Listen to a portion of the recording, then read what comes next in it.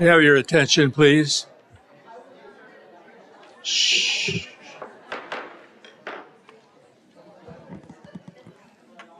Thank you.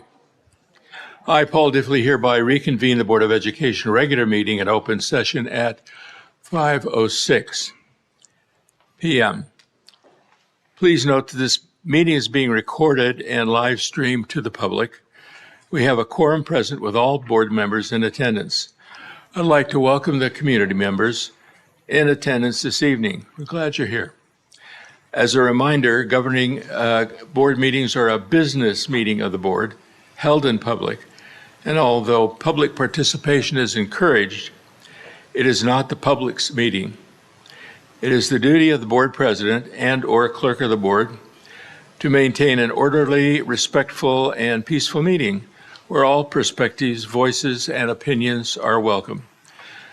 Please refrain from speaking out while another person has the floor. At the appropriate time on the agenda, individuals wishing to provide public comment will be called upon one at a time to do so in accordance with Board Bylaw 9323. The board cannot and will not respond to non-agendized items, but a staff member will reach out to you on matters that may need to be reviewed as appropriate. And when we do have public comments, we will read the first person's name, and as they come up, we will read the person who is going to follow them so we can keep things moving along a little faster. Item D1, the board met in closed session with legal counsel regarding potential litigation. No action was taken. Pledge of Allegiance. Let's see. Mr. Would you like to do that? Yeah. Oh, Good stand. I pledge allegiance to the flag of the United States of America and to the republic for which it stands, one nation, under God, indivisible, with liberty and justice for all.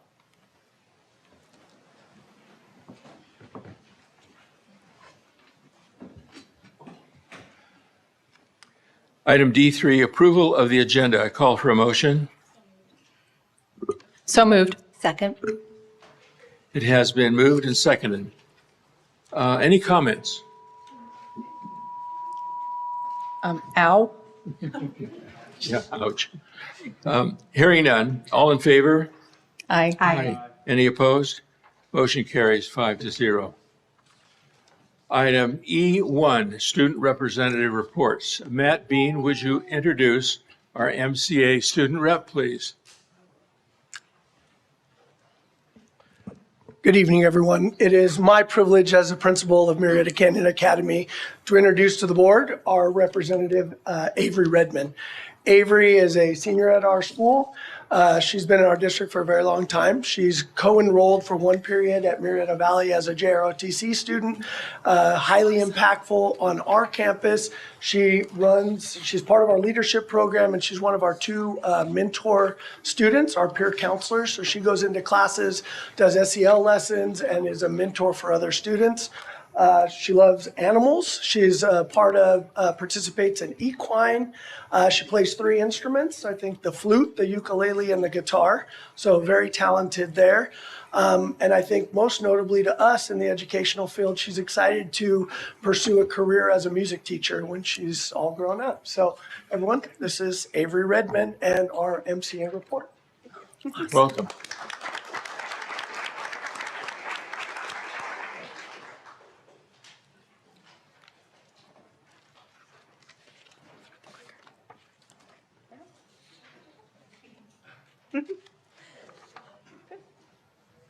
So MCA focuses on what we call SOAR. Self-aware, optimistic, accountable, and resiliency. And these are kind of like our core values at the school.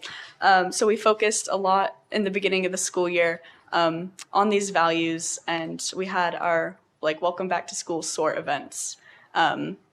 So leadership students, including myself, we led some SOAR activities, welcoming students to school and setting kind of positive expectations for the school year.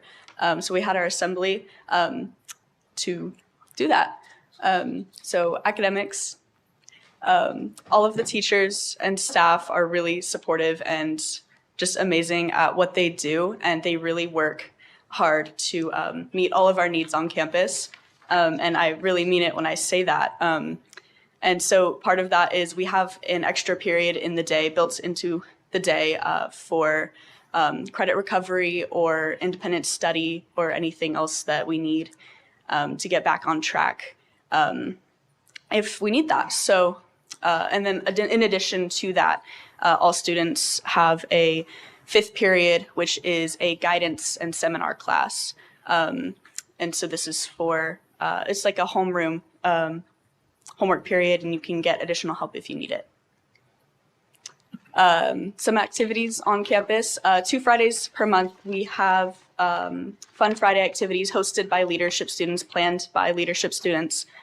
And it's for collaboration and just like building a community on the school and rewarding our students when we recognize they're working hard. So we play games like cornhole, that's really popular, kickball, we have board games out, and then we also have clubs. So we have a lot of different clubs, actually, music club, chess, movie club, Bring Change to Mind, which is our mental health club that hosts mental health awareness campaigns. And then we also have GSA, book club, champions club, hiking club, and skateboarding club, which is new. So here in the pictures, you can see our Fun Friday activities. All the students gathered kind of like in our quad, played a bunch of games. In the middle table right here, you can see our Bring Change to Mind. This was our club rush, and we introduced what the club does and our plans for how we're going to support the students on campus, as well as the music club, which was free for anyone to try out a wide range of things. So guidance and leadership is a part of our 5th period. And so leadership has been really expanded. We're really trying to add on to that this year. So in addition to guidance, we'll do leadership activities, we'll plan school events, we'll create posters. One of my favorite things is we will create staff appreciation posters and get the whole school to sign it to really let our teachers know we care about them. School-wide activities, we all plan that in guidance. Also, we meet, and again, it's like a homeroom, create connections with teachers, get in missing assignments, or get additional help outside of class. 2 times a week, we have a seminar, which is where we can get tutoring and makeup work and just talk with our teachers. So that's built into our school day. And this month, first month of school, student welcome assembly, back to school night.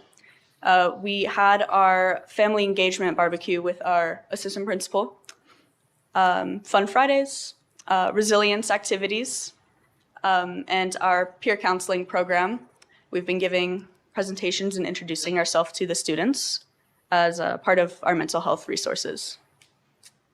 Thank you.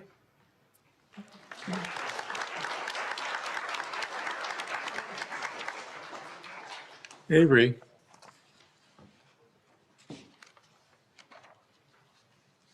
What are a couple of your favorite composers? Who are your favorite composers? A couple of them.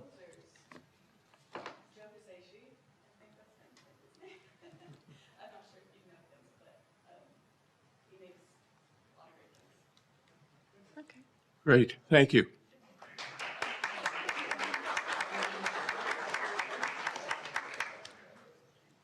Celeste Scallion will introduce the Vista Murrieta student rep.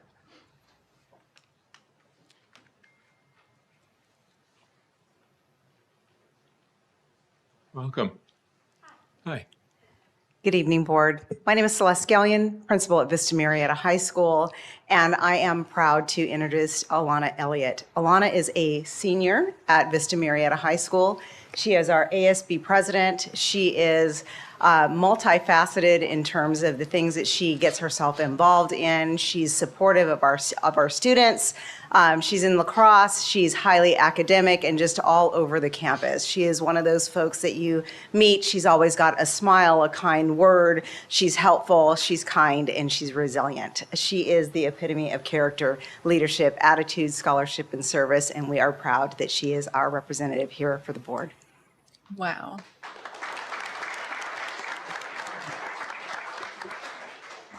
Hello, board, and hello, community. I'm excited to be here today and share what we have going on at Vista. I'm very proud to be here and share all the things we have accomplished so far. So to start off, we started off our year very strong by celebrating the great achievement of being announced America's Most Spirited High School for the third time in history. Not only did we do it once or twice, we did it 3 times. We also had varsity brands announce VMHS as America's Most Spirited High School over summer. So coming back to school, we got to experience this exciting achievement starting school. So the first Friday we came, we had KCL News feature us on their Back to School Spotlight series. We were highlighted for our amazing Bronco Way and the inclusive spirit we have within our campus. And then the following week, we had the varsity brands come to our campus for an award rally where they presented the student body with a $25,000 check. As you can see there, you can see me and my fellow leadership students, and it was honestly one of the greatest achievements for not only me to be able to experience, but also for us as a school to experience as well.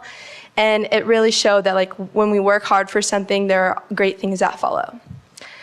Now for academics, our state test scores came back from last year, in which English portion increased by 2.76%, and the math portion we increased of 3.32%, and then in science we had an astonishing increase with a solid 15.73%.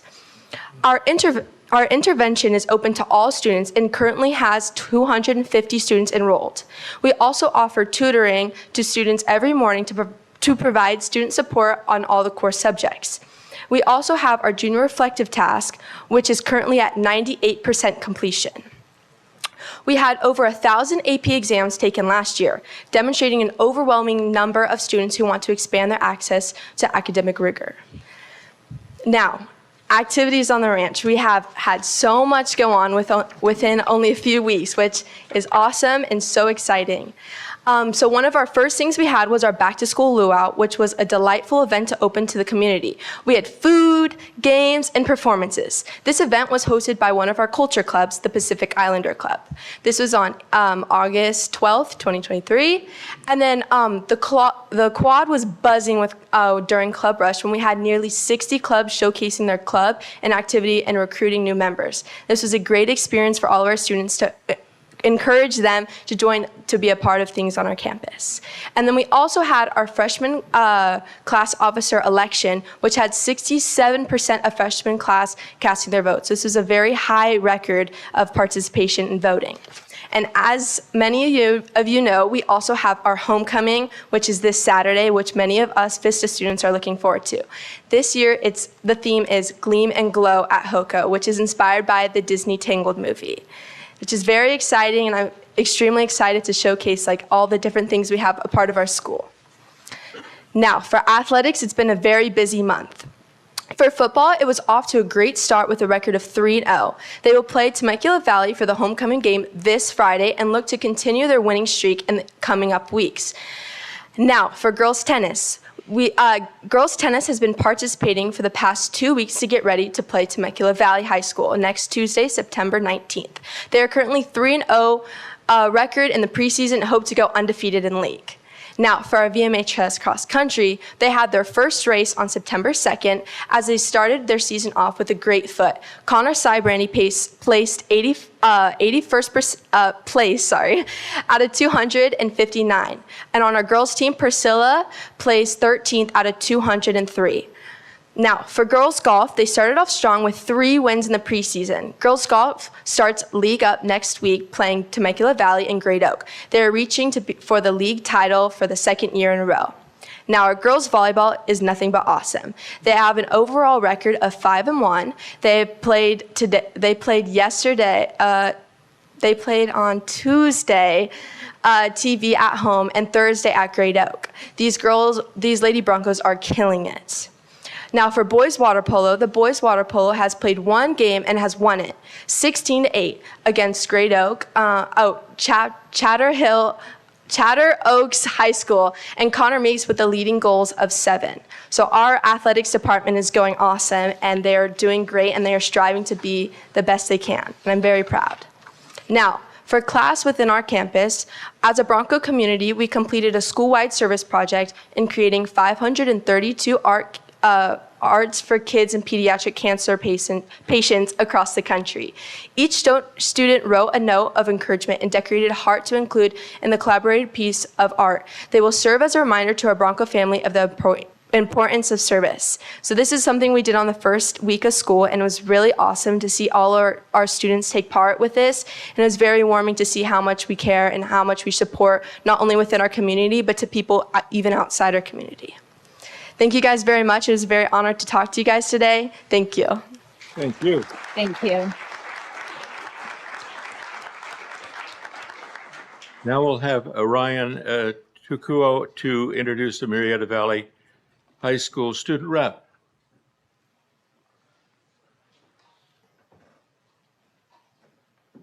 Welcome. I'm proud to introduce Student Board Representative for Murrieta Valley High School, Megan Lewis. Megan's a 10th grader who is heavily involved in leadership and campus culture at MV. Megan's gone from a kindergartner at Tovashaw into Thompson for middle school and is a perfect example of doing things the right way during her first 2 years as a Nighthawk. Megan's involved in volleyball, leadership, enjoys cooking, hanging out with friends and family, and has plans to be an orthodontist or pediatrician. Megan accepted the position of student board representative because she wants to build connections throughout the community, develop her public speaking skills, and excited to share the things that are occurring around campus at MV. Thank you, Megan, for sharing with the community about student life at Murrieta Valley. Please welcome Megan Lewis.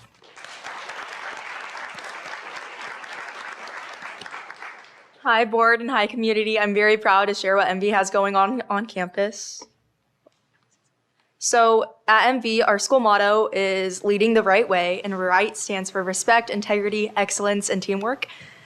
Well, that was a little out of order, but to show respect, we also, as a leadership program and just as a whole community on campus, we have a club called Nest, and that's also called Unified Leadership.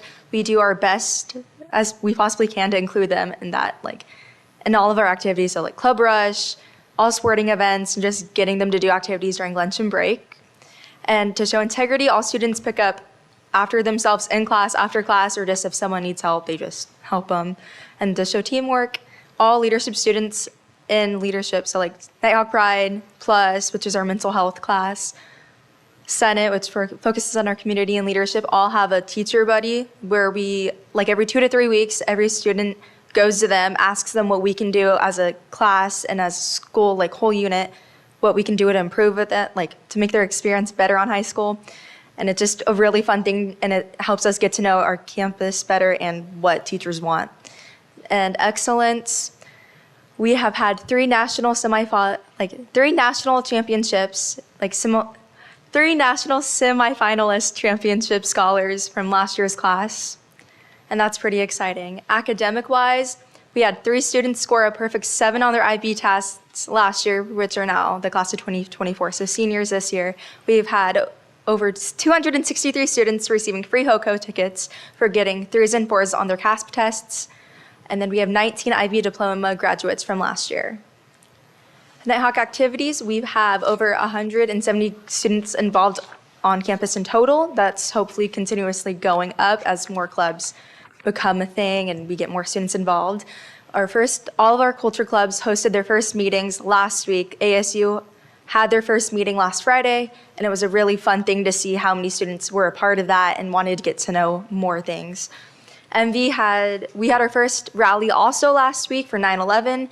Our MJROTC program dedicates that rally each year, and they put it on, and they do an amazing job. It's a really fun thing to be a part of and just see how it goes every year. And Student Rec is one of our committees we have in leadership, and they went around giving out pens and pencils to teachers and staff just to show that we appreciate them, and just so they know if they need anything, they can come to us. In that last picture, we have Wyatt, who's a Nighthawk Pride, getting ready for our football game today against MLK at 7:30. And then we also had Senate students in the back room creating posters for a HOCO, which is on September 30th.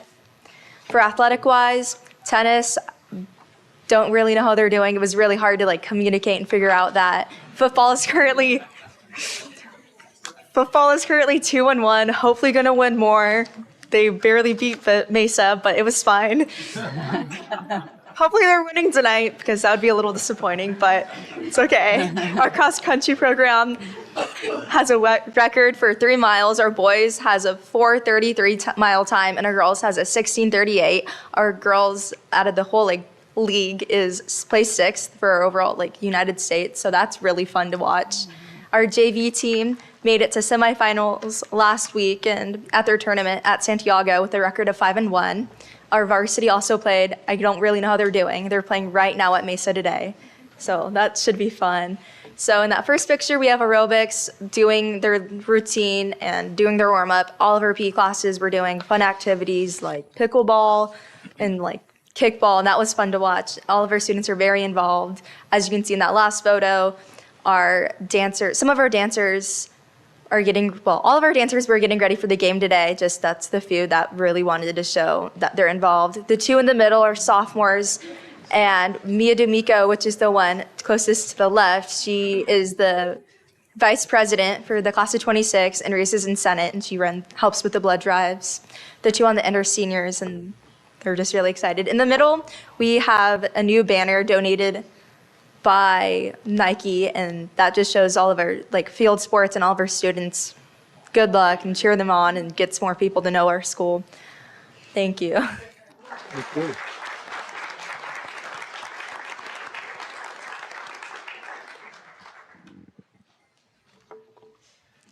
Scott Richards will introduce Murrieta Mesa High School student rep, Haven Anozi.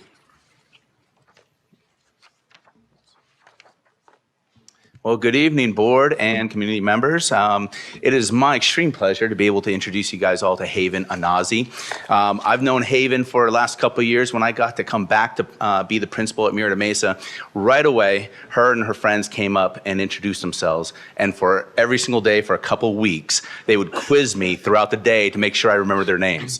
So it is my pleasure to bring her back up here and put her at the spotlight now. But right away from those experiences, I loved her personality. I loved how tenacious she was and her kind spirit. So she's perfect for being here. There you go. She's a tremendous leader on Murrieta Mesa's campus. She's involved in track and field. She's one of our great avid students.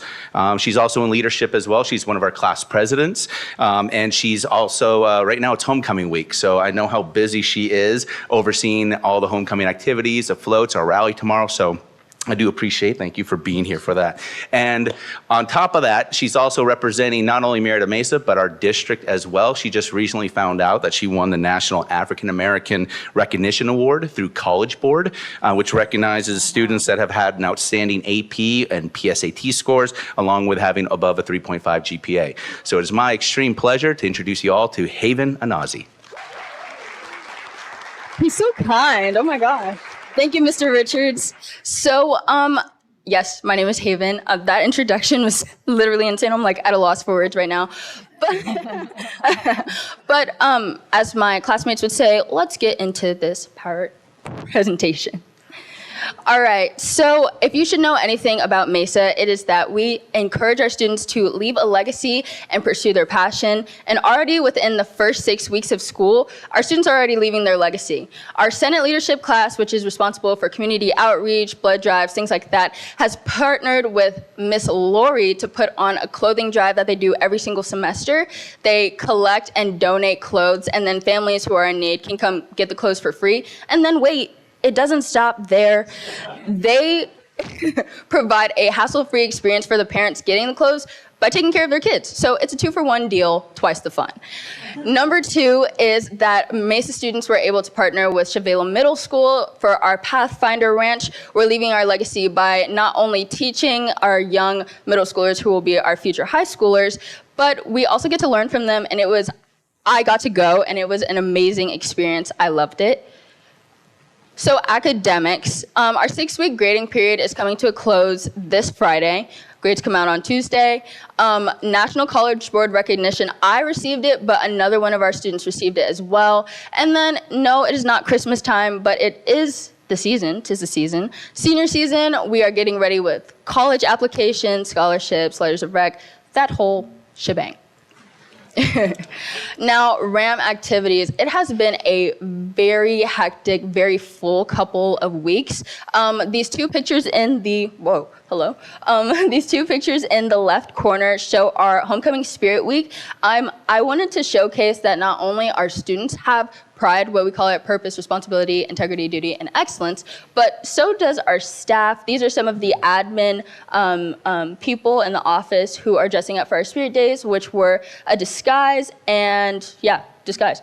And then on 9/11, we had a 9/11 tribute put on by our Senate leadership class. Wonderful. This picture in the middle is some of our senior students building a homecoming float.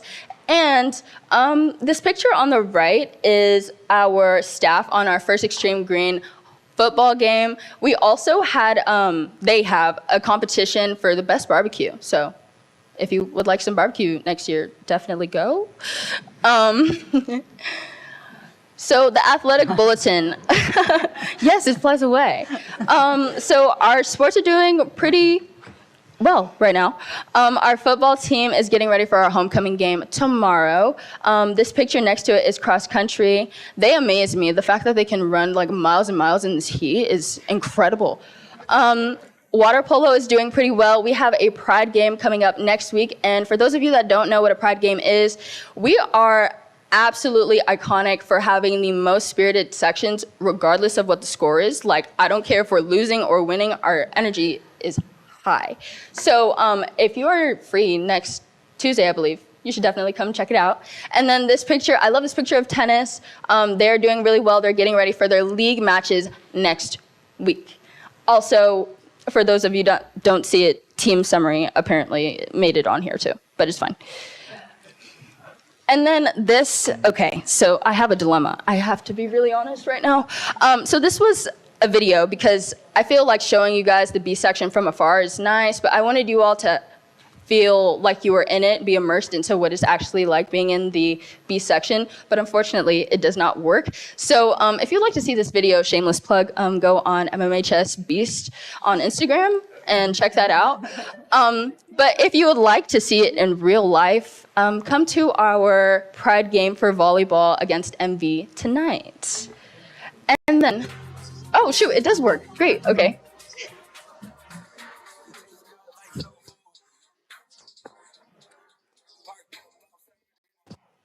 Hello?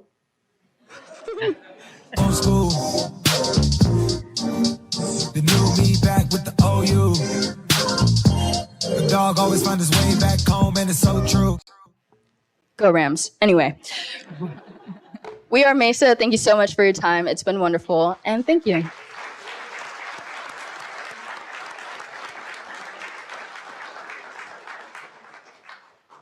That was great. Best part of the meeting, everybody go home. Yeah. At this time, I'd like to thank the high school student reps for your reports. We understand that you all have really busy schedules, especially this week, and after school obligations. So if you need to leave the meeting, you may do so. Now we'll move on to E2.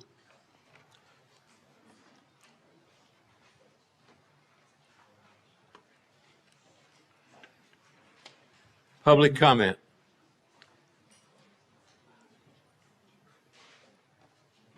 And I have to read this to you because they threaten me every week. President's remarks. At this time, the governing board welcomes public comments.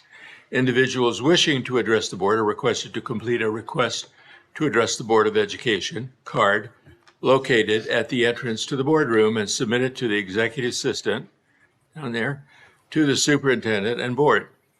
In accordance with Board Bylaw 9323, the board shall limit the total time for public input on each item to 20 minutes. To allow the opportunity for more individuals to be heard on each item, the board may adjust each individual speaker's time based on the number of comments received for each topic. However, a single speaker will not be allowed more than 3 minutes to address the board. The board shall take no action or discussion on any item not appearing on the posted agenda except as authorized by law.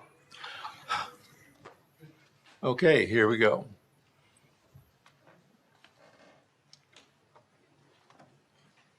Steve Rubin. Steve Rubin, okay, and you'll be followed by Alice Forney. Welcome. Thank you very much. My name again is Steve Rubin. I'm with the Waste Project. We are a local nonprofit here in the Valley, and we work with our veteran community that is dealing with service-related injuries. We work with traumatic brain injury, post-traumatic stress, physical injuries like amputations, paraplegia, and we use scuba diving as our platform for those veterans to rehabilitate.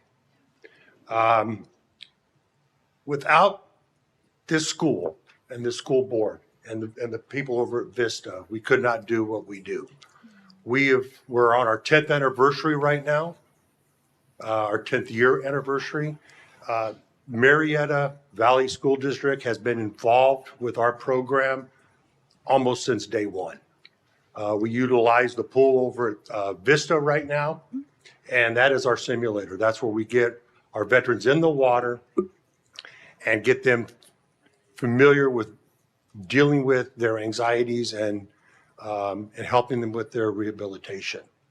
It has been proven now with 4 different studies, Johns Hopkins, Loma Linda University, a couple at Stanford University, that just by getting underwater, first of all, the physical injuries kind of go away because there's no gravity. So somebody with a physical disability now is as able as their able-bodied dive buddy. With post-traumatic stress, it has been studied that up to 6 weeks after we do a course, that they show up to 80% reduction of post-traumatic stress symptoms. It's pretty phenomenal. The ocean is a great healer. Just kind of tell you, without your involvement, without us being able to do what we do here at the district, we have worked over the last 10 years with over 1,100 veterans. We have issued over 2,200 certifications in different classes. We have taught up to 276 professionals veterans that have come in from the ground zero and worked their way up to a professional level. That's an instructor or dive master. We have logged over 9,500 dives since we've been doing this. And we have a program with the national parks that we have sent veterans to work in 22 different national parks, work alongside underwater archaeologists, scientific divers, ecology. We have a women's group that just got back from Biscayne that took out 4,000 pounds of trash out of the ocean. We have a group right now that just landed in Michigan. They're going to be working up, doing some buoy maintenance up at Lake Superior. And without you guys, couldn't do it. I would like to present this plaque just in thank you to the school district for helping us do what we do. And it's from everybody on the board down to everybody at the school level. The staff that we come in contact with just is willing and helpful. And we really thank you very much. Thank you.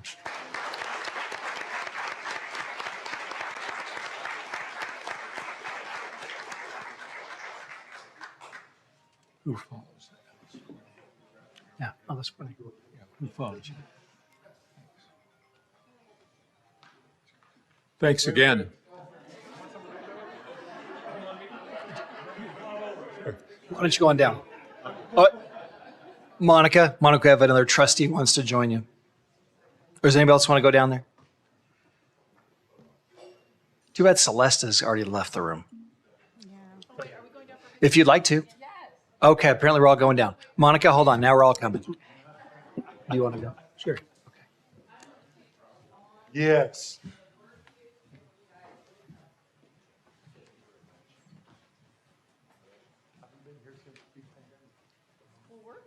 Yeah, thank you.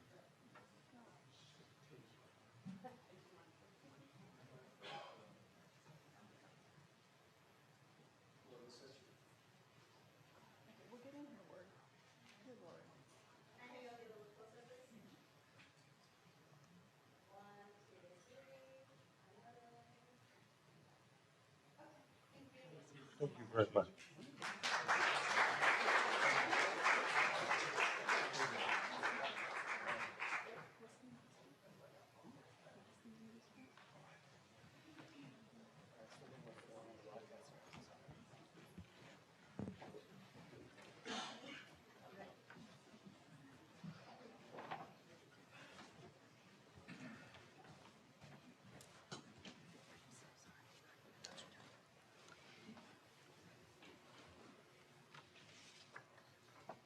Following Alice will be Jamie Gerbel.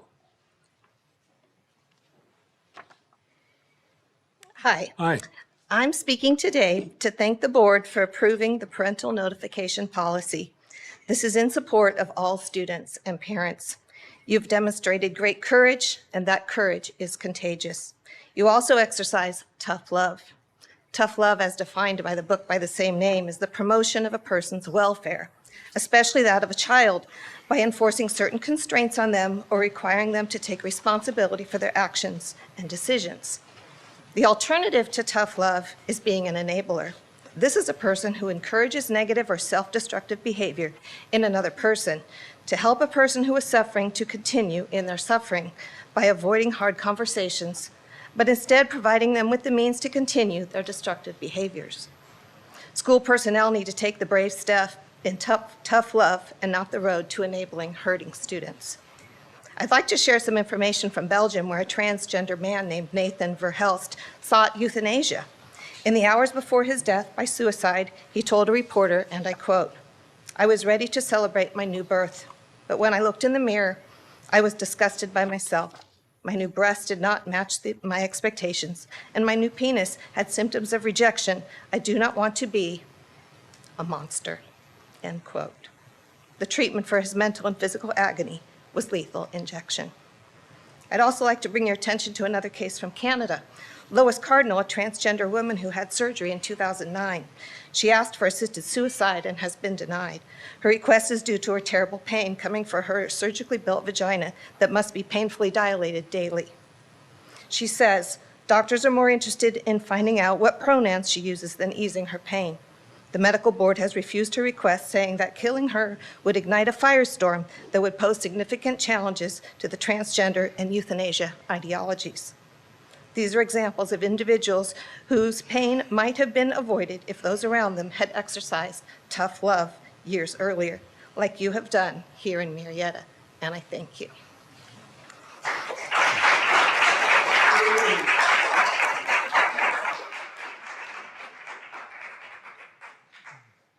I would like to give my time to Karen Posnanski. Okay. Thank you. Welcome.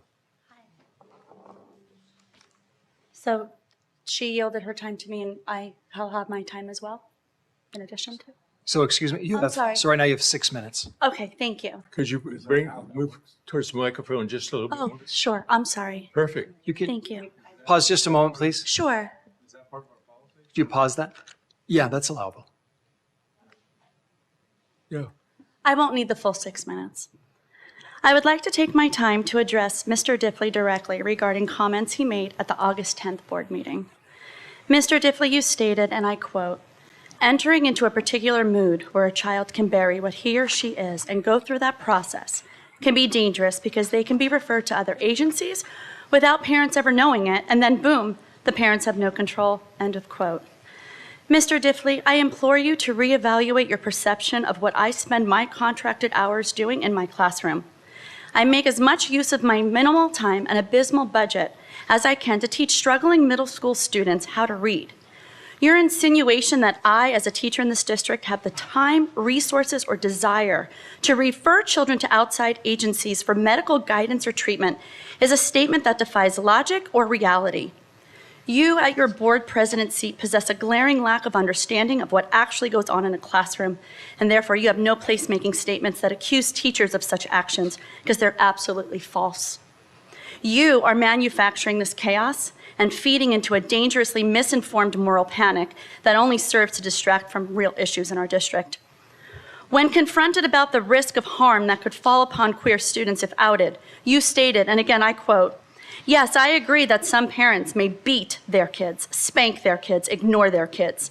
Yes, there are going to be a couple of parents that explode. You didn't make the baseball team. Whack. I understand that." End of quote. Mr. Diffley, as board president, you are the purveyor of safety of our schools. I would hope that with your degree of responsibility to the safety and well-being of our students, you would be appalled at any child being physically harmed for any reason. As a parent, I was disgusted by your comments, and as an employee, I am ashamed that someone I work for would ever make such a comment. When you made these comments, you cemented your legacy forever. Long after your tenure as a board member, you will be remembered not for the years of good you did, but for the utter negligence and abandonment of decency you committed when those words came out of your mouth and into a microphone for all to hear. But I want to finish on a positive because our district does great things. I want to share with you a success story. In 2021, you had a student graduate from our district with a 4.4 overall GPA, presidency of several accoladed programs like National Honor Society and the Dramatic Arts, a member of Link Crew at Vista Murrieta. They graduated in the top 10 of their class of over 1,000, and thus their picture hung in the school's front office for a year. Mr. Diffley, as board president, you signed one of this student's awards when they were named Student of the Month, not only a district, but a city-level academic honor. This student went on to attend UCLA, the #1 public university in the United States, and is set to graduate early with a 4-year degree and a minor. This student, I think you would agree, exemplifies what the board would highlight as a successful product of our district's outstanding teachers, academic opportunities, and extracurricular programs. This student is also gay and non-binary. How do I know this? Because this student is my own child, Avery. Their identity, my child's identity, and their success are not mutually exclusive, nor are they successful in spite of their identity. Rather, their identity is just another human value that makes them strong, unique, and empathetic. When you isolate queer students as the other, or as a political mob, or as confused and misguided, you fail to represent the students you are supposed to be serving. Your queer students are also your top students. You will use their stories for your benefit when their successes boost the value of our district, yet you just as easily abuse their humanity when it serves your discriminatory agenda. They will be the ones running for office and enacting laws to undo the harm you have sown in this room. They will replace you and restore fairness and decency to our educational system. They have learned exactly what we teach them, to stand up and fight for what is right. And Mr. Diffley, their fight has just begun. Thank you.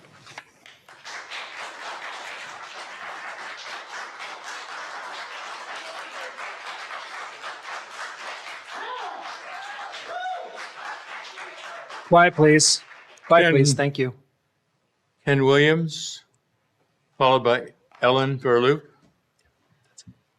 I think it's Ken. Good evening. Good evening. Several of you know me. Those who don't, my name's Ken Williams. I am a teacher at Dorothy McElhaney Middle School. I'm going to keep things short. Those people who know me know I love to talk, but I'm going to actually keep this extremely short because you can't follow what just happened. And I want to give you the time to really think about it. And all I have to say is I'm here to support her, her daughter, and all the other students that have been in my class. I've been here in the district for 20 years. I've had many students who have followed a path their own and have become successful. Those are the students and the ones in the future that we need to think about.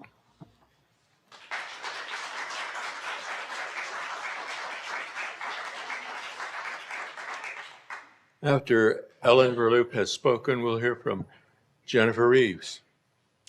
Welcome. Thank you. I wanted to read a few excerpts from a newspaper story covering a lawsuit filed by a mother and her daughter up in Salinas, California. And I wanted to focus mainly on the daughter, Elisa Conan. Sorry. I wanted to tell my mom, Alicia's social gender transition began when she went to see a school counselor because she was feeling depressed. I was told by the counselor it was brought up that I was sad because I wasn't who I was supposed to be. And that's kind of where it all started, she said. Alicia was pulled away from her schoolwork, and the counselor who said she was working with the school to, quote, socially transition kids, end quote, put her on the gender support plan known as GSP, which required school staff to use a male name and pronouns when referring to her. I was advised, says Alicia, by the school not to tell my mom, and I was given articles of how to hide a social transition from my mom. I was extremely confused and honestly very scared. I wanted to tell my mom and continually said I wanted to tell her, but I was encouraged to keep it a secret.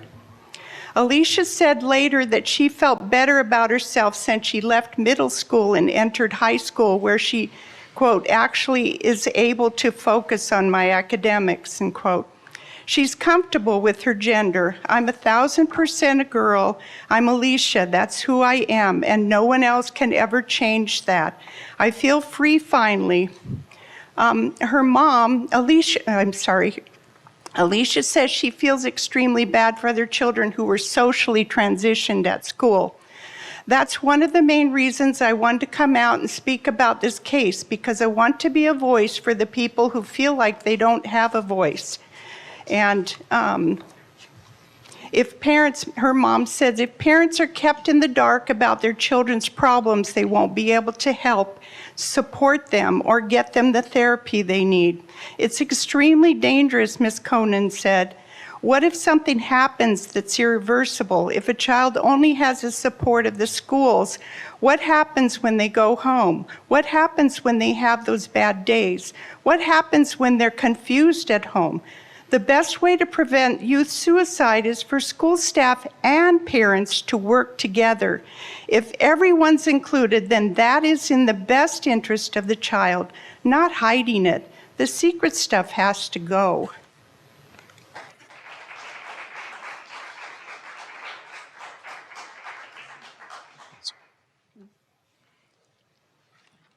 Following Jennifer Reeves will be Pam Barrett.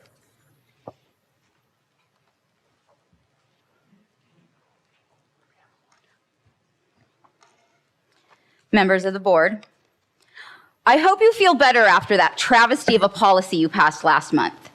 Did you get a big enough ego boost? And by the way, Mr. Pardue, I wanted to apologize for leaving that meeting a few months ago, as it seemed to bother you so much, you felt the need to address it in your board comments. Personally, gaslighting isn't my thing. As a community leader, if you want people to do something, you yourself should be leading by example. If you want people to work together and reach across the aisle, you need to start with yourself. Of course, you could keep working while I'm talking, but that works. Stop the political pandering and remember why you took these seats in the first place. Diffley, you claim to vote with your conscience. Well, then let your conscience be aware that since these parental notification policies have been voted in, depression and anxiety has spiked among the LGBTQ+ youth. A support hotline that was created specifically for one district has had to expand to cover multiple. This spike is a direct result of policies such as the one you voted in and sits squarely on the shoulders of every single yes vote in this room. Ms. Young, thank you for reading Mr. Thurman's email to everyone. I think his words were important for everybody to hear. And Ms. Lund, I appreciate your husband's concern over your statement at the last meeting, but I, for one, am very thankful for what you said. Thank you to both of you ladies for your support in all of our students.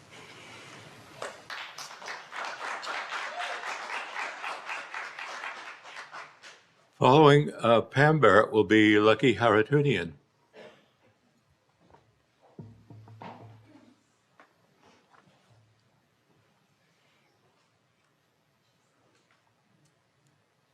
Logic and sanity.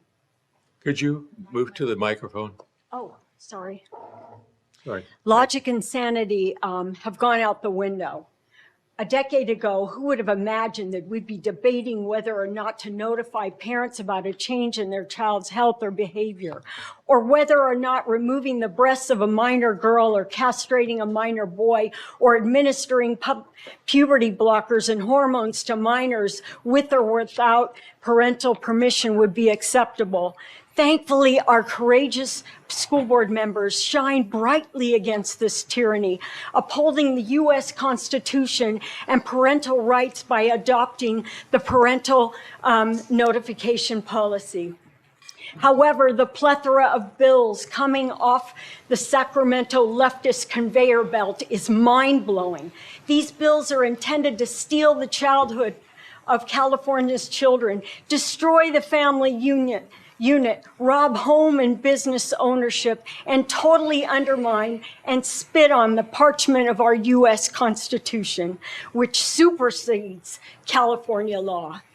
The U.S. Supreme Court recognizes the truth that parents are physically and emotionally best equipped and situated to lead, guide, and direct their child. Yet these bills currently in Sacramento attempt to nullify parental rights, and many parents are unaware. It's frightening that bills like these posters are headed for Newsom's desk for signing, especially 5 of them. AB 665 is state-sanctioned kidnapping. If signed, a counselor or counselor trainee can place a child as young as 12 in a residential shelter based on the child's request alone, without parental notification and without any allegation of abuse. You see darkness covering our culture. If we turned off the lights in this room, causing darkness to engulf us, one single light would pierce the darkness. As school district after school district stands against this madness, like Chino, like Murrieta, Temecula, Anderson Union, Orange, and Rockland Unified. They ignite others to do the same, forming a wall that can stand against this evil. Please publicly continue to stand for the Constitution and for parental rights, no matter what unconstitutional legislation Sacramento tries to shove down our throats. Thank you.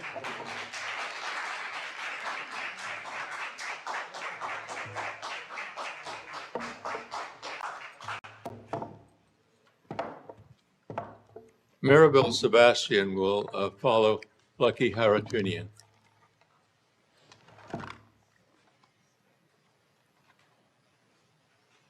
Welcome. Good evening to all of you. Mr. Diffley, you're a legend, and don't believe the garbage they're telling you, okay?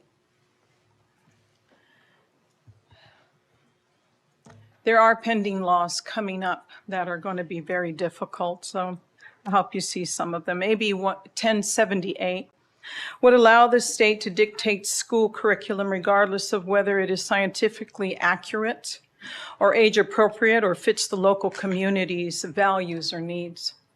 AB 5 would require school staff to be trained on LGBTQ issues, transitioning students, and how to hide students' gender identity from their parents, like if that's not happening already.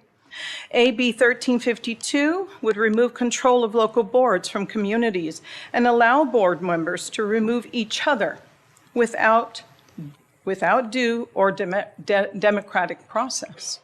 You're facing that. All of you are. AB 957 would give preference in custody proceedings to the parents who affirm the child's self-selected gender identity and defines health, safety, and welfare as including affirmation regardless of the child's age, persistence, or any other physical or psychological or emotional needs. AB 665 would allow children to leave their homes and self-consent into government residential shelters without their parents' or guardians' consent or knowledge. The bill would also legally emancipate minors as young as 12 without any evidence that the parent is unfit or worthy of having his or her parental rights terminated. And a Senate bill.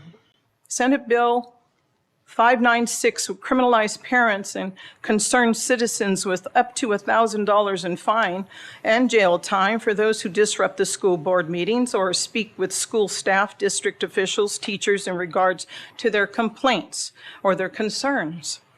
It's Senator Scott Wiener and Assemblywoman Lori Wilson and Gavin Newsom who have directly led this push for gender-affirming legislation for promoting the theory that tells children they can be born in the wrong body and targeting parents who don't believe it through their legislation.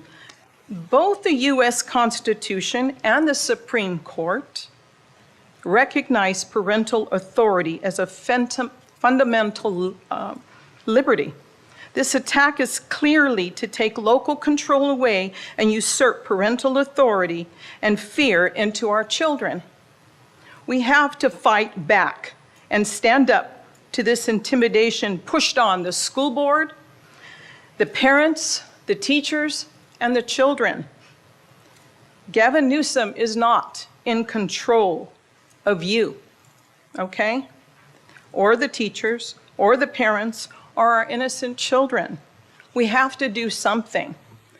This mom that person was talking about, this is her, and she won a lawsuit of $100,000, by the way. This is her in California. Thank you.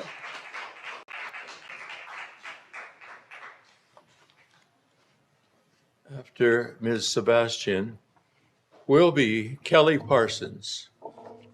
Welcome. Thank you. Good evening, school board members.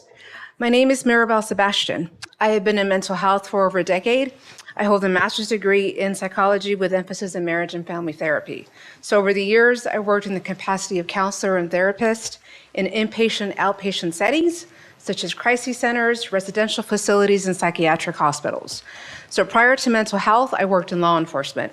Day in and day out, I witnessed men and women arrested for violent crimes, with some being repeat offenders. Did you know that 70% of all state penitentiary inmates have spent time in the foster care system? That's 70%. Did you know that children removed from their homes have 2 to 3 times higher delinquency rates and are likely to enter the criminal justice system as adults?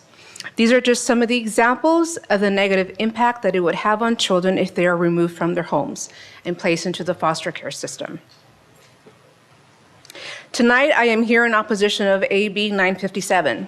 This dangerous bill, among many others, was recently passed in the House and Senate.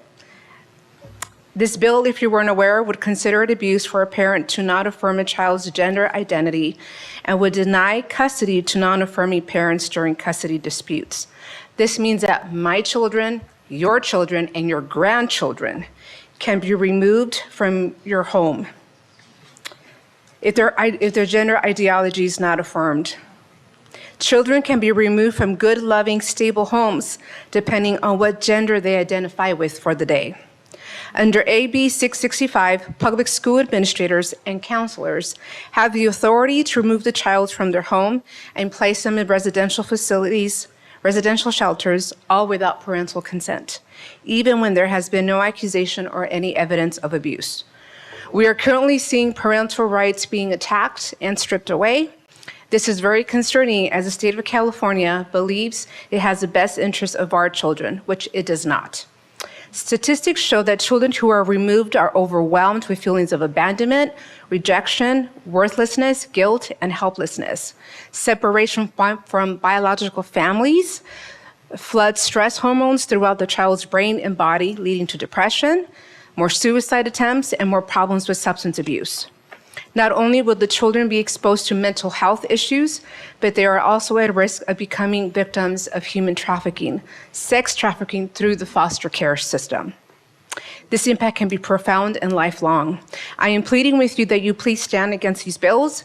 Failure to act will cause more children to become wards of the state, which will expose them to abuse and trauma, which in the end will cost more tax-paying money. So please do the right thing and help protect and preserve the family unit. Thank you for your time.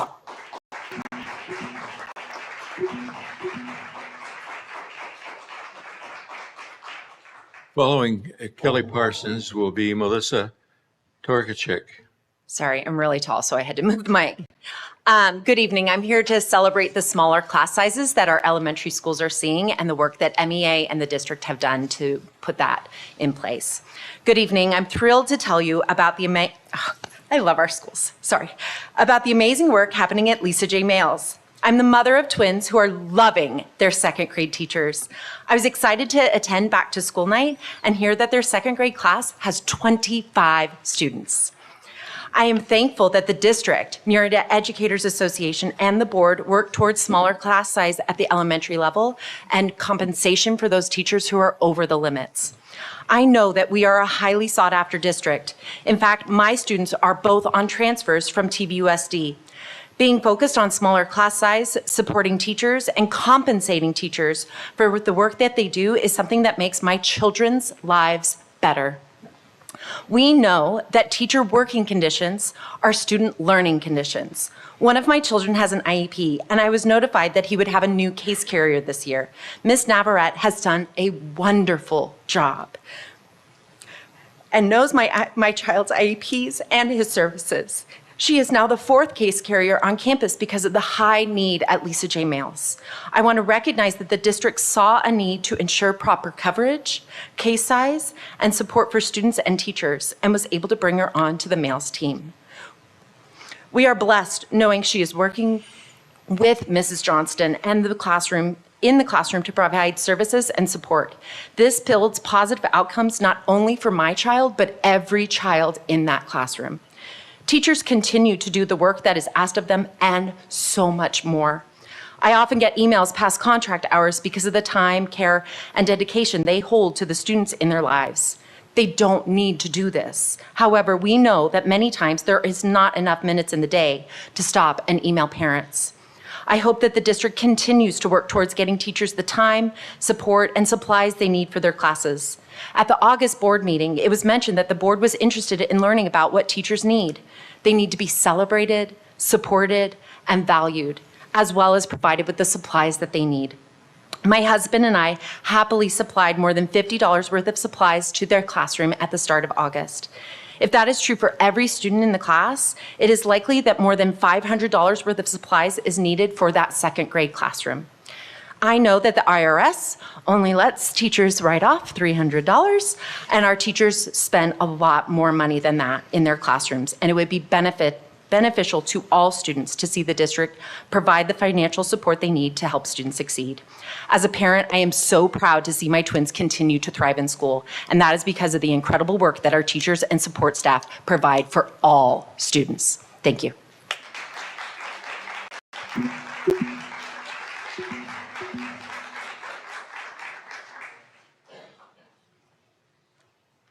Following this speaker will be, let's see, Greg Longworthy? Yeah, good. Hi, my name is Melissa Tkachuk. I teach first grade at Tovershell Elementary School. The last time I spoke to the board was back in 2021 when I was advocating for getting kids back in school for in-person learning. My focus is always on what's best for the students, which is why I feel drawn to talk to you tonight about the issue of class size. I know the previous agreement we had was based around grade span adjustment goals, which was funded through the state of California's local control funding formula. This number varies from site to site, but it tends to sit right around 27. Anyway, at Tovershell, the upper grades and kinder always offered to max out to keep our numbers low in first, because we all agreed that first grade is pivotal in teaching kids to read and to set them up for success in the higher grades. In this scenario, we've always been able to keep our class sizes to around 22 with a max of 25. This year, we're fortunate that our bargaining team were able to get the district to agree to overage pay for our elementary teachers, similar to what our high school teachers are currently receiving. However, it seems to be at the detriment of our goal of lower class sizes. It has allowed the district to overfill our classes past the GSA average of 27, with first grade classes at Tovershall now knocking at 28, with all of our other grades at 32 and 33. There's definitely a tipping point to where it is more cost effective for the district to pay each teacher overage pay rather than to hire a new teacher and to keep class sizes low. For example, I'm getting paid an additional $15 for my 25th and 26th student, an additional $20 for my 27th and 28th student. For any student in excess of 28, I'd be compensated at $25 per student per day. For a class of 28, this equates to an overage pay of $70 a day or $12,600 a year. Multiply this out by 4 teachers, and the district would pay $50,400, as opposed to hiring a brand new teacher with 0 experience at $62,000 and still having to pay pension, workers' compensation, and other benefits. Overage pay saves the district thousands in comparison, so there's no incentive for them to return to what is truly best for kids, smaller class sizes. I would also like to caution the board that combo classes should not be considered as a viable solution. We're talking about what is best for students. We used to provide instruction at a 20-to-1 ratio in first grade. Now we are at 27 to 28. With 4 first grade teachers at our site, which is 108 students, if we were to hire 1 more teacher, we could bring class sizes back to 22 to 1. And I don't think that's unreasonable. I know at a lot of sites like Coal Canyon, the issue is more the lack of space. There are simply no more classrooms to even accommodate lower class sizes. So at what point do we put the needs of students first and invest in the construction of another school? We are bursting at the seams and the kids are paying the price. Thank you for your time.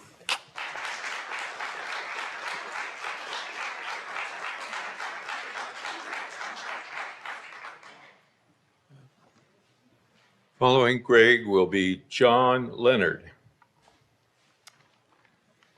Welcome. Good to be here. So the job of the board I see is to oversee curriculum. Definition of curriculum is like a race course that you set up for runners, for your students to run. I see the mission of the school is just right in Ed Code 233.5. Each teacher shall endeavor to impress upon the minds of the pupils the principles of morality, truth, justice, patriotism, and a true comprehension of the rights, duties, and dignity of American citizenship. The issue that you're going to have to deal with is I think the new laws coming down the road, just like Pam was talking about, conflict with the mission of Ed Code 233.5. So California law now is really advocating sexual activity outside of marriage for kids, if not advocating, at least allowing that. The reason I think that is a problem is just take my daughter, for example. We had discussions about sexual activity, and how did I deal with that? I dealt with it like Nancy might deal with it in her English class. For example, we would deal with teach Pride and Prejudice. The first line of Pride and Prejudice is, it's a truth universally acknowledged that a single man in possession of a good fortune must be in want of a wife. I just taught that to my young men. Get a job first, then look for a wife, and then you can support the kids. That kind of made sense to them, made sense to my daughter as well. Look for a guy that can support your kids. And then also I taught them in Romeo and Juliet. Romeo and Juliet teaches kids that you better not keep secrets from your parents. Lie compounds upon lie and leads to tragedy down the road. Also teaches young girls that young men's love lies in their eyes, not in their heart. They tend to go from one young lady to another very quickly in high school. You can't really trust what guys think. But all those things help the kids control their hormones. And that's the neat thing about curriculum, about literature, is you can have these discussions in class. Do I really want to have sex in high school, or maybe I should wait for down the road? You can have those discussions if you pick good curriculum, and that really is the value of thinking through what books you're going to use to teach the kids. And I just see that you're having to deal with difficult problems with these new laws? Are you going to teach morality, or are you going to advocate that the state could take kids away because they don't advocate for this sexual activity in high school? So something to consider. So thanks very much.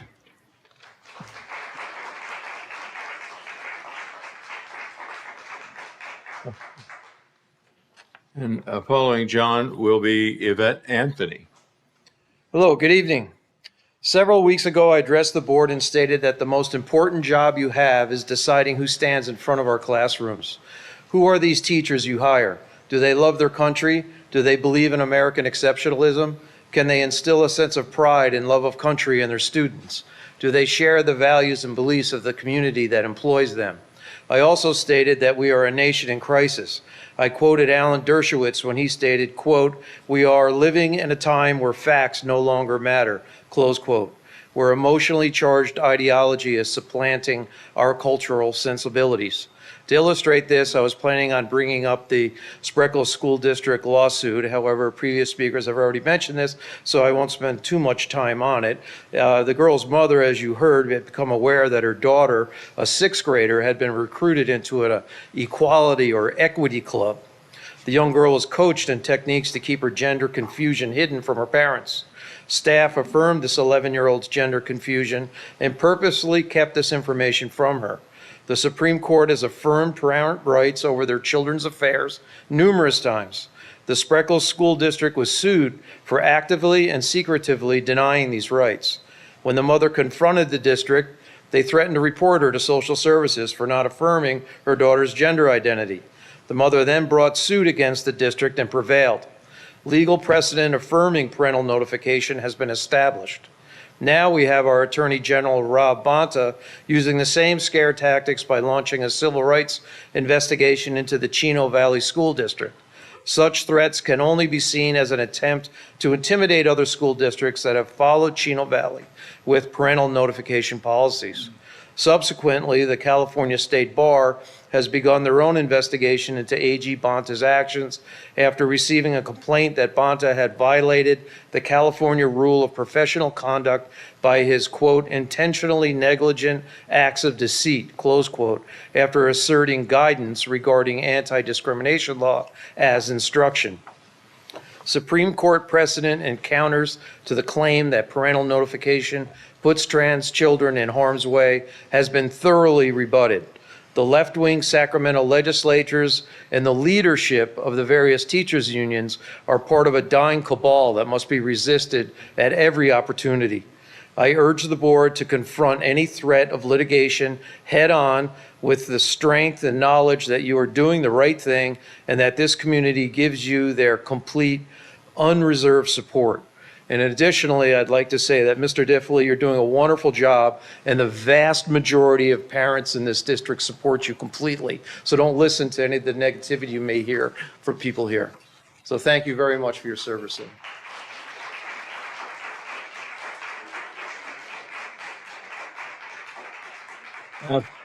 After Yvette Anthony, we'll hear from Rachel Dennis. Hello, board members. First, I want to thank you for passing the parental notification policy last month. It is a crazy world we're living in where articles in Teen Vogue magazine like this one highlights kids coming back to school and coming out as trans and encourage taking transitional hormones. And as Chloe Cole shared her story with us about the devastating and irreversible effects of her transition as a minor, and now as a young adult, she lives in pain and regret as she tries to detransition. There are thousands of youth across our country that are making permanent decisions about their bodies before they're even fully developed. Boys that are being castrated, girls that are having double mastectomies while still teenagers. It's horrific, really. And the parents are being told, would you rather have a dead son or a live daughter, when the facts are showing children are many times more likely to be suicidal after they have transitioned.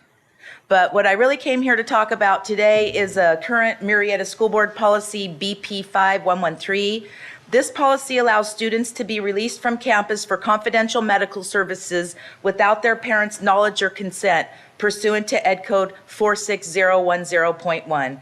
This Ed Code actually states the governing body of the school districts may excuse pupils grades 7 through 12 from school without parental consent. So the code says you may, which means you have the discretion to do it or not to do it. So why are we choosing to do it? The Ed Code also states that each academic year, the governing body of each school district shall notify the parents and guardians of all pupils enrolled in the school district of their policy on this. You notify them in a 32-page document that's issued at the beginning of every school year, the annual notification. This policy is buried, or I wouldn't say buried, it's on page 9 of the 32-page document, and it states under confidential medical services, school authorities may excuse any pupil in grades 7 through 12 from school for the purposes of obtaining confidential medical services without the consent of the pupil's parents or guardian. The district may not require a pupil to obtain written parental consent prior to releasing that pupil from school to receive confidential medical services. I'm very concerned about this, especially since Planned Parenthood Clinic has just opened up in Murrieta. Aside from offering birth control and abortions, I believe they also dispense hormone treatments. Under our policy, a 7th grade student could be released from a locked campus where their parent believes they are safe and secure, learning to read and write and do arithmetic, to go get transitional hormones without their knowledge or consent. I would like the board to consider changing this policy.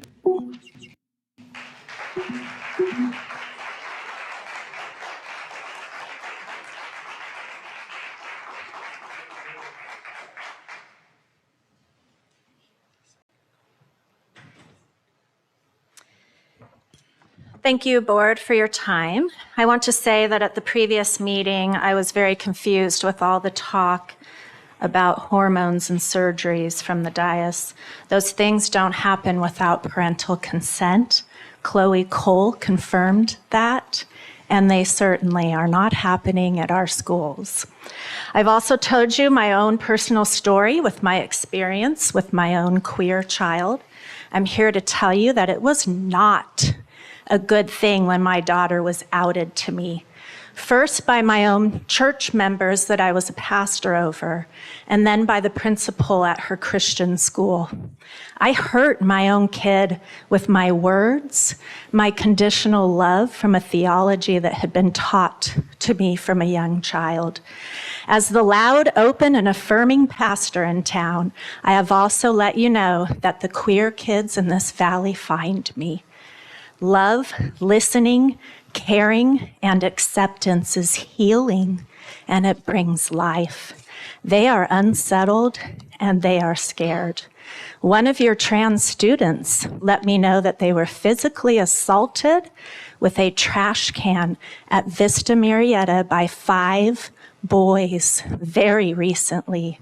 They had to transfer to another school for their safety, as these kids who committed the hate crime were allowed to stay. So you see, the singling out of these kids, along with so much misinformation, is having its effect. Mr. Pardue had previously responded to my personal experience by saying that those parents and kids who complained about my queer kid weren't Christians, and that he is tired of Christians being targeted and spoken badly about. Yet as a fellow Christian and a pastor, I can tell you it was and is Christians who are excluding my daughter, not allowing their children to be with her, and they are the ones who tell her she's going to hell and should die. It pains me that this is her experience with Christians in this valley. It is Christian churches here in our valley, not only 412 Church, who are preaching against LGBTQ, calling it demonic and a mental illness. The American Psychological and Psychiatric Associations have long put to rest the mental illness claim. Yet pastors in our own town, in our valley, continue to preach it from their stages and in their youth groups. As a child raised in Tim LaHaye and David Jeremiah's schools and church, the love of some Christians has long confused me. It pains me I was indoctrinated with destructive theology and hurt my own girl. My time up, thank you.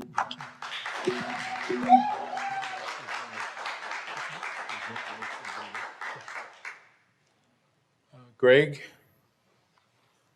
Longworthy on a different topic. Followed by Dave Barrett. So this topic is number 7 about textbooks. Just wanted to start out by saying the school board in particular has been very open. Linda, I appreciate you opened the door to get Jennifer in contact with me and reading the health textbook, the health curriculum. She also directed me to the psychology textbook. And I think that's part of the function of the community is to evaluate what's going on. And I think Murrieta has been a very good example of the openness, and I've appreciated that. Also appreciated the civil dialogue that's happening here in Murrieta. And I think that's an example. Ward, I think you do a great job keeping control of the dialogue and appreciate that. And that allows the conversation to go and for us to benefit from each other's thoughts. Okay, so the specific thing, health ed textbook I looked at, Veronica and I looked at it, and I thought it was great. I thought Jennifer's done a very good job with the health ed curriculum, trying to take out the objectionable parts for the community. The psychology textbook, however, I've got some problems with. A lot of good information, but I think there's I wouldn't say a poison pill, but a problem in there. Let me read this. This is a quote from the psychology textbook. It provides insight into the psychology and biology of sexual attraction and intimacy. And as part of the journey, we'll see how evolutionary psychologists explain our sexuality. So the premise is that evolution is true.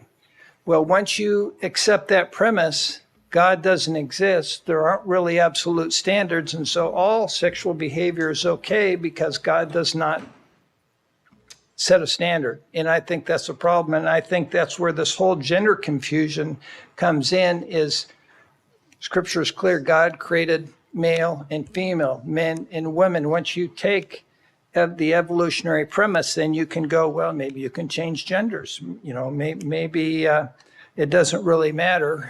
You can do whatever you feel.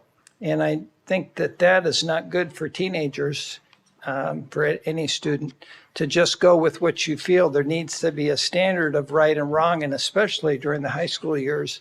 As a high school teacher and as the father of 5 kids, there needs to be some standards of right and wrong, some what I would say are non-negotiables. And because this textbook doesn't accept the premise that God exists, I think it gets off track in some major ways. But anyway, appreciate the job the board's doing. Thank you for the conversation. Thank you.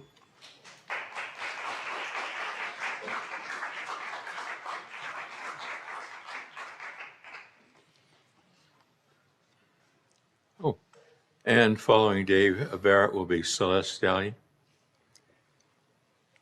Thank you for the opportunity to speak. And before I start, I just wanted to say that no student in any district, no matter what walk of life or what choices they may make personally, should ever have to endure bullying. And I think the perpetrator should be severely disciplined as a deterrent. Let me just say that, start right out. Now that this district and others have thankfully approved parent notification policies regarding transgender issues, I'm concerned about now accountability. Community members want to be sure there is proper follow-through to inform parents and to also keep teachers and counselors tethered to their job specifications. Just as businesses have to guard against mission creep, the education industry has the same problem. Schools have strayed from their original educational priorities of academics and delved into political and social issues, not based on research-based standards in their curriculum, but on the whims and desires of individual school employees. Some educators are trying to steer the train towards their own adult agenda, varying from education to the indoctrination of our students. And it's my hope and request that the administration and school board do everything possible to supervise and course correct when necessary. In my informal research, this pressure on our students is random according to the number of involved staff and the makeup of each school, whether it be elementary, middle, or high school. It seems that some schools only have a few teachers, but others have many that are inappropriately sharing their personal views. On another note, as a former special education teacher, I was very protective of my students falling prey to the most recent trend, as they were socially highly needy, especially those on the autistic spectrum. Studies reveal this, but many of my former colleagues still in the trenches in this valley say that the numbers that want to transition themselves are the same as in the general school population. However, they felt that any student on the emotionally disturbed chart, general or special ed, so basically in the at-risk category, were very vulnerable to the power of suggestion, especially if they believed it to be a solution to an emotional problem. In closing, and on the positive side, in talking with a teacher in this district, it was believed that this issue is less of a problem this year than last at their particular site. So I'm hopeful that you have taken steps toward accountability already. For this, you have my thanks and encouragement to be steadfast in this effort to protect our students from devastating and irreversible harm. Thank you. Thank you.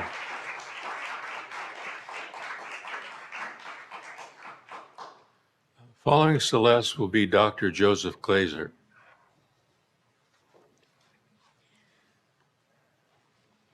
Welcome. Okay, sorry. Good evening. My name is Celeste. I'm in 7th grade, and I'm here to speak to you about the Gender Identity Disclosure Policy. The implications of this policy mean a lot to me personally, as I myself am a gender. I am lucky as I have extremely accepting and loving parents, but I am aware that other students like me do not have the same luxury. If this policy comes to pass, so many children who have done nothing but commit the crime of simply being themselves will be put into dangerous situations. Nobody, regardless of age, should be forced to go through the fear and heartache of being shut out by their own family and friends. I feel embittered by the simple fact that this is even being considered when it can, and no doubt will, put countless children into awkward situations at best and catastrophic at worst. Everyone deserves to be heard, but it feels as though no one has been listening. School should always be known as a safe space for children, no matter what. But if this policy comes into fruition, that will be stripped away from people who truly need it. Not being accepted for who you are is a horrible pain that no one should be subject to, but there will always be those who refuse to love unconditionally. You are the adults here, and the children of this school district are leaning on you to ensure that they aren't put directly into harm's way. I know people personally who this will affect, people I love. They deserve to be heard just as much as anyone else. All I want is for myself and others to feel safe, but that simply can't happen when the adults in this situation can only feel comfortable when children fear their teachers, their parents, their peers, and worst of all, themselves. I am scared. What does that say about you?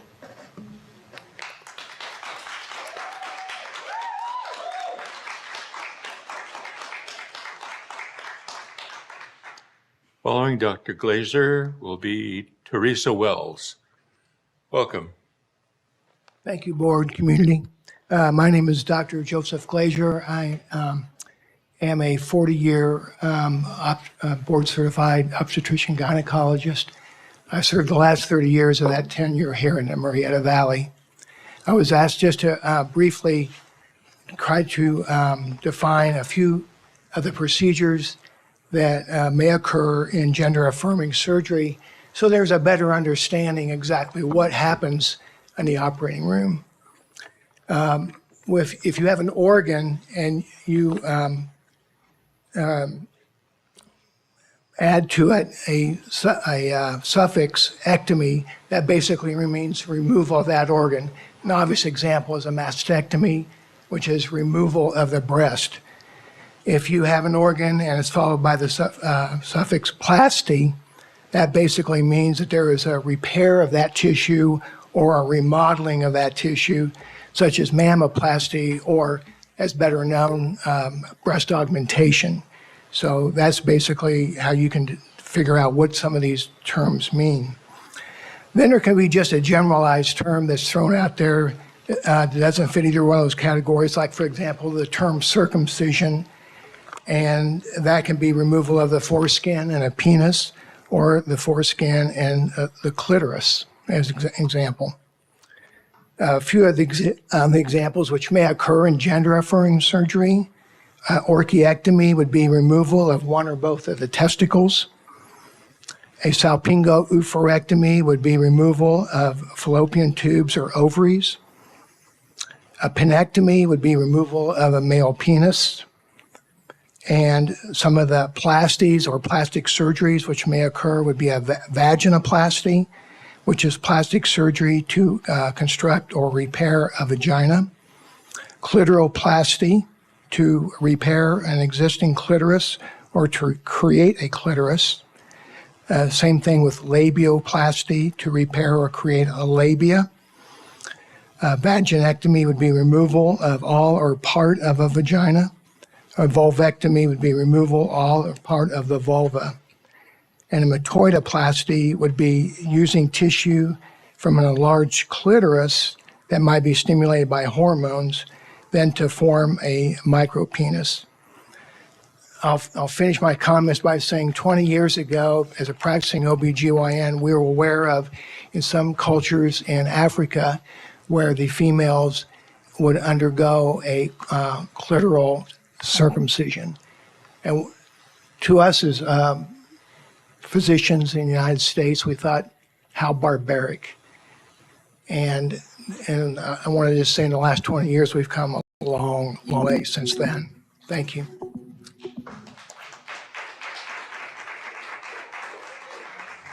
Teresa Wells, who will be followed by Stacy Parmenter. Hello, board members. Thank you for your time. I appreciate this opportunity to speak on a different subject. I'm going to speak on the agenda item of COVID protocols. We have board members here today, especially Nick Pardue, who are anti-mask and anti-vax. Let me say first that no one expects universal masking to return this year. Then again, this is an unpredictable, clever virus, and you never know what it's going to do. Over 1 million lives have been lost to COVID. I want to remind you of the consequences of defiance. There's a lot of defiance going on here. The trans policies. I feel like it's almost pathetic that I have to ask you to please follow state law. Public health directives could come down regarding COVID again, and there are people here who do not understand or appreciate or care to know about the consequences. Hopefully at least 3 of you on this board will listen to what I have to say about the implications of not following state law, which affected a Northern California school district in 2022 when they pondered defying the law on public health and COVID policy. Upon learning of that district's intended defiance, the school's insurance group advised them that their insurance coverage does not cover schools who are willfully defiant of state law. California Health and Safety Code Section 120140 exposes schools and school leaders personally. That means your house and bank accounts. Lawsuits as a result of defiance come out of the general fund, less money for students, as well as your personal assets. In other words, the district insurance policy does not cover us should you decide to defy state law. Here are legal actions which could occur. 1, employees could sue for an unsafe workplace. Expect Office of Civil Rights lawsuits. Expect lawsuits over the Individuals with Disabilities and Education Act. Fines could be issued by Cal OSHA. There could be potential teacher walkouts and school closures. Teachers could lose their credentialing for not following the law. Expect personal criminal liability for yourselves under GC Section 8665 for not complying with an emergency order, and Health Safety Section 120175 for not complying with an order of a health official. The district's credit rating could be downgraded for not following the law. Insurance companies look to the stability and steadiness of school district leaders. Expect tort claims from students and staff. This is not Alabama, this is California. Please do not bring up the tired argument that your personal freedom is being violated. Follow the law. Public health directives are mandatory, not a choice. Schools routinely enforce requirements on students and the broader school community, such as bans on carrying weapons on campus, prohibitions on bullying, and dress codes. In conclusion, please follow the law.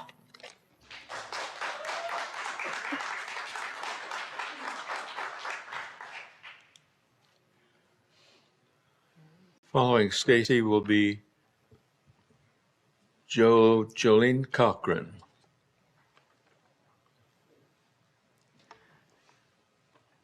Good evening. I'd like to start by thanking you, Dr. Andrus, and the board for all that you do to support the teachers, the students, and the families at Murrieta Valley Unified School District, and thank you for hearing from me tonight. My name is Stacy Parmenter, and I've been a Murrieta Valley employee since 1994. I've spent the last 16 years teaching kindergarten at Murrieta Elementary. When teaching, all grade levels have their successes and their challenges, of course. Over the last 16 years, the kindergarten teachers of Murrieta Valley Unified School District have endured many changes and challenges, and now we're being asked to accept another one. At face value, kindergarten looks like it should be easy. It's letters, numbers, coloring, cutting, and gluing. We also are a split schedule and have roughly 13 to 18 students at a time, not counting our daily overlap, of course. And there is also the assumption that all kindergarten classes across the district have instructional aides, which is also not true. The job of the kindergarten teacher is multifaceted. We are not only teaching them the basics of academics, but we are also teaching them how to be in school. For some of our students, we teach them how to separate from family, how to sit still, focus, raise their hand, work collaboratively, work independently, respect others' authority, and how to get along with peers. We teach them how to be kind to each other, follow the rules, how to follow a routine, and how to transition from one activity to another, and the list goes on. Other grade levels, I think, sometimes take this for granted. I know I did when I first started teaching. Last year, a contract was passed regarding class sizes. Teachers in grades 1 through 5 will be compensated for student numbers above 24, as was stated by another teacher earlier. So a teacher like myself who has 29 students will be doing 29 report cards, 29 progress reports, 29 parent-teacher conferences, 29 behavioral support plans, 29 individual assessments, and so on, with compensation for the tremendous amount of extra time and effort that all requires. Unfortunately, this benefit has not been extended to the kindergarten teachers of this district. A kindergarten teacher like myself who has 29 students will be required to do all the same work and more with no additional compensation. I do not believe that the district values a kindergarten teacher any less than any other grade level. However, that is exactly the message that is being sent by excluding us from this contract. If the rest of the grade levels in elementary are given compensation, then why aren't we? I respectfully ask that you, the board, encourage and support the district in returning to the table to reopen the negotiations with kindergarten in mind. Thank you.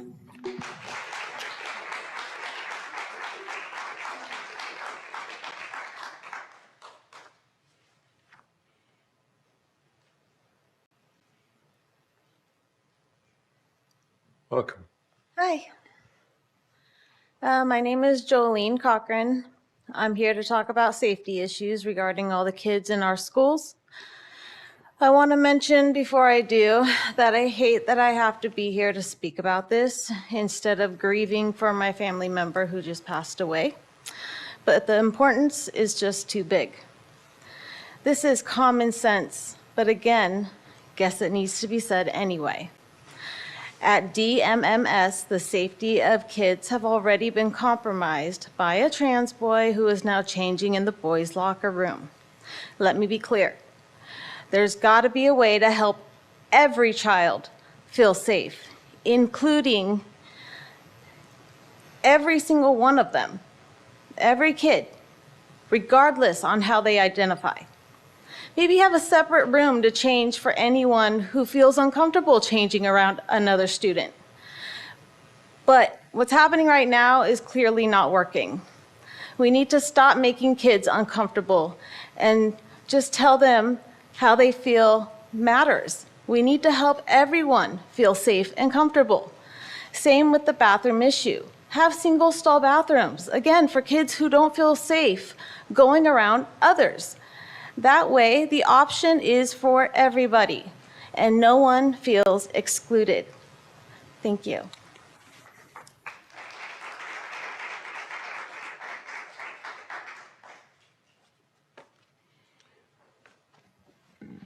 Now we move on to E3, and thank you all, by the way, for your comments. We move on to E3, which is the superintendent report. Are you all leaving? Well, enjoy your evening. Absolutely. Enjoy the evening. Was it something he said? The public comments are important to get out. It's part of our democratic process.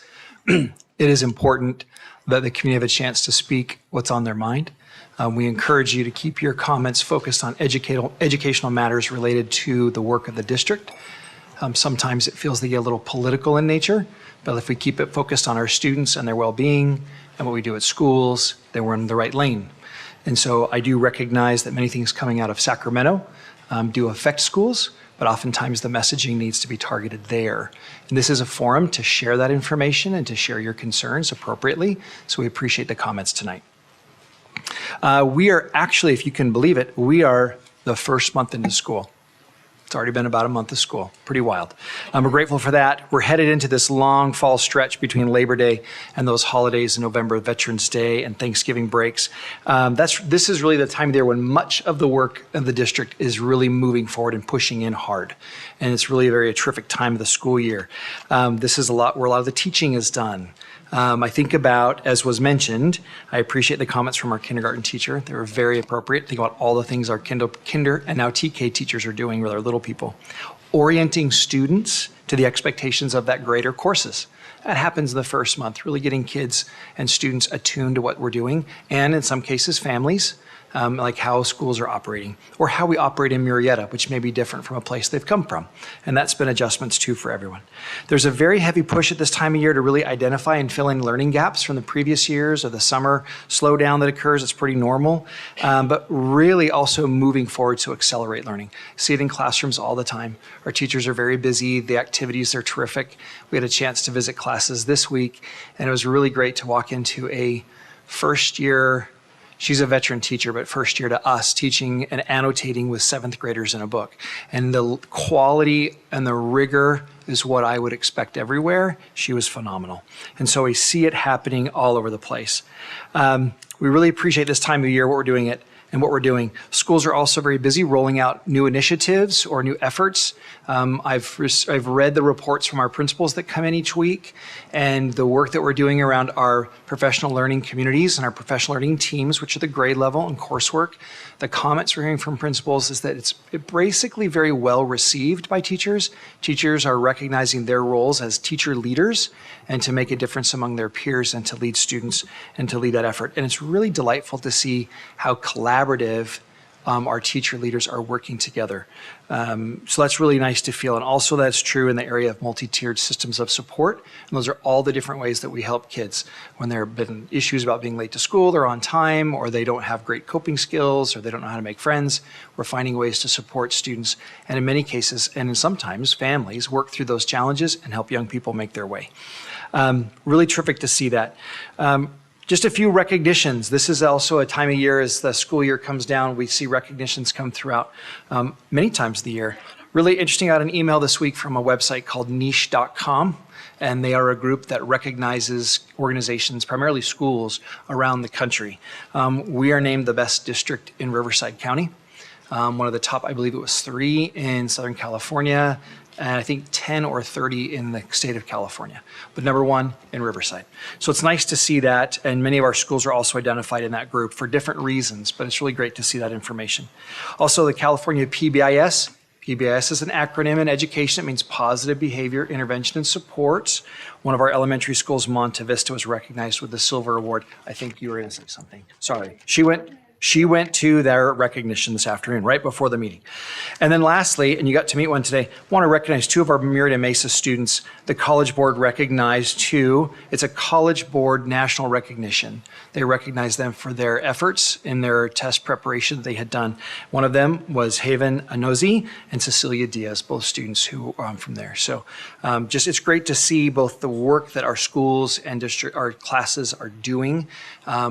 And again, the comments continue to come from all of our not all, but the vast majority of our schools and teachers. This has been a great start to the school year. Even though we do face challenges, we know we're not perfect. We know there's always room to grow and improve, but generally speaking, there's a very positive feeling about this school year. So we appreciate the work that makes that happen. And it happens from everyone, from a crossing guard to a nutrition person, to a classroom teacher, to an instruction. I mean, everyone makes a difference, to the driver, the last driver who picked you up in the morning and said good morning, and the one who said, have a good evening. At the end. And there's people at school right now. We heard about a volleyball game we're supposed to be at. So everyone here makes a difference. This is a people business, and it's nice to be among people who believe in people business. And so I appreciate my job to get to work with right alongside these terrific individuals. This concludes my report, President Diffley. Thank you. It's always interesting to hear the public comments. We learn things sometimes that we did not know. We certainly are thankful that we live in a society where we can say pretty much how we feel, whether it's about our jobs or about the school system or what have you.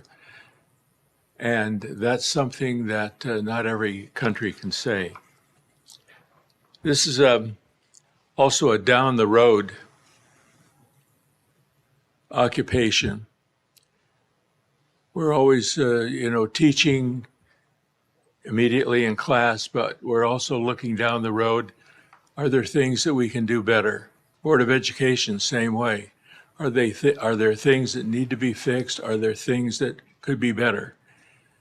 We read journals, we go to conferences and chat with others to see what they're doing. And sometimes we get a grain of something really good that sounds promising and bring it back. Sometimes it works, sometimes it doesn't. But it's a good field to be in. Now, I speak to the kindergarten teachers and I understand the problem. I do. My wife taught in that area for 30-some years, and somehow it never quite gets solved. It gets to be solved. It's a frustrating thing for me at least, and we're trying to work through it. We understand, looking down the road again, that the building that's going on in town, the big 3-story edifices that are going to house a whole lot of folks, will have some impact directly on what we talked about tonight. And it needs to be solved, and we'll work hard to solve it. Good news.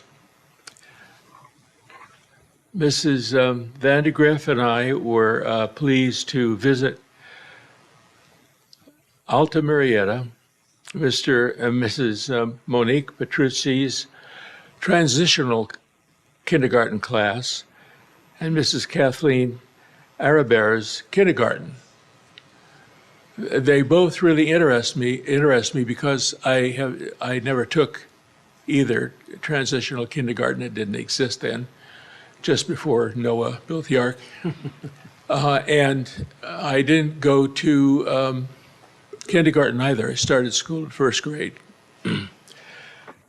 And it was quite a great experience, and I'll let her talk more about it, but I want to say that going into those classrooms, I was absolutely astonished and pleased and felt at ease with all the things that were there to both strengthen the imagination of the kids who were there, provide joy for them, and at the same time, teach them the things that were necessary to be taught, to be learned. The rooms were filled but not cluttered. The colors were bright but not overwhelming. There were things there that were purchased, as most teachers do, out of their own pockets. Gee, if I had all the money that I spent in my art classes out of my own pocket, I could have afforded a car probably in the old days, not now. And we appreciate that, and I really understand it. I really do understand it because I did it. And you could use the money somewhere else, for sure. But it was a great time. Teachers were very competent. We didn't disturb the class. We moved around. Teacher would occasionally make a comment about, this is what we're teaching, or this is why we have this little stove here, or this little sink, and so forth and so on, and what they were learning. And it was a lively but controlled experience that was very, very interesting for me. I'll let Mrs. Vandergrift talk more about that, but I really appreciated that visit. Now we'll hear from Mrs. Lund. Mrs. Lund.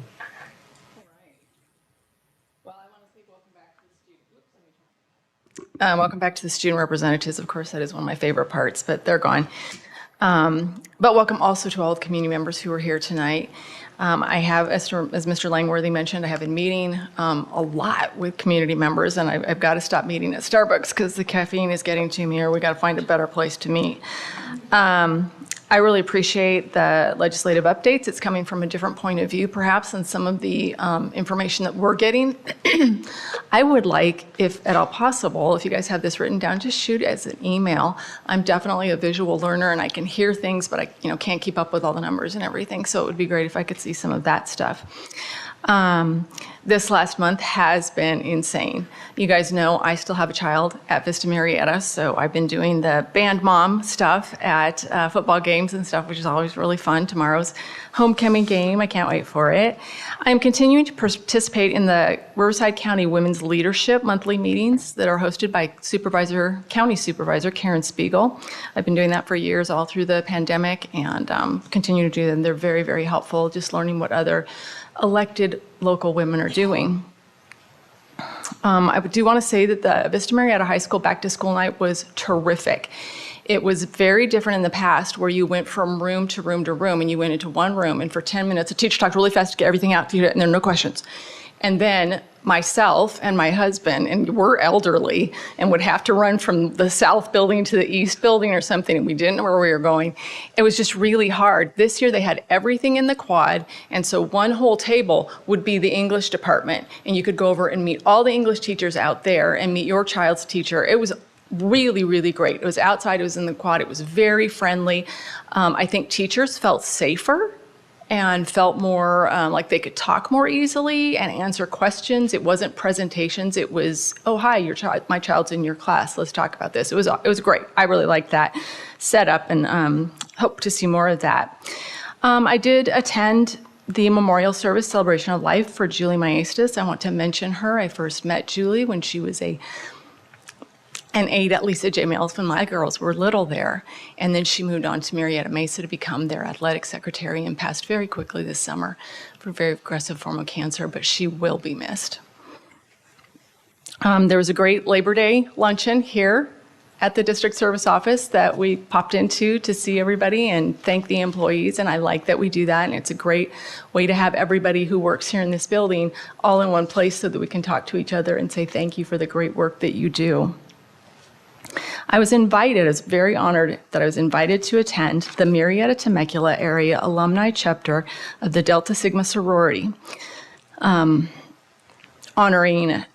always honor 6 people throughout that are doing great things in economic development, educational development, political advocacy. Chuck Washington, Supervisor Chuck Washington was recognized. Dr. Charles Washington, who is a frequent positive volunteer and contributor to our school district, was there. He was honored. Eric Faulkner, Tammy Marine, who is the CEO for Habitat for Humanity, Denise Williams, and Dr. Regina Patton-Stell. And incidentally, they give out $15,000 worth of scholarships to students who are headed off into their futures for various endeavors, whether it's tech school, 2-year, 4-year, whatever they're doing. So they're really, really supportive of kids in our community. Last weekend, the Vista Murrieta High School Golden Alliance Marching Band was invited to open the brand new MSJC Stadium, 50,000 seat stadium. I had no idea they even had a football team, so it was a brand new experience for everybody, and we learned a lot. And they got to perform, and we were like 75% of the audience. I felt kind of bad after halftime. We all got up and left, but they all got our entrance fee, so it worked out for everybody.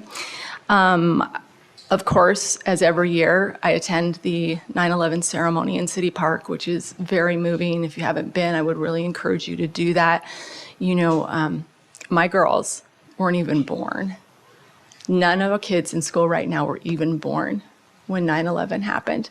And so it's up to us to make sure that they never forget that, never forget the sacrifice that many, many Americans made on that day.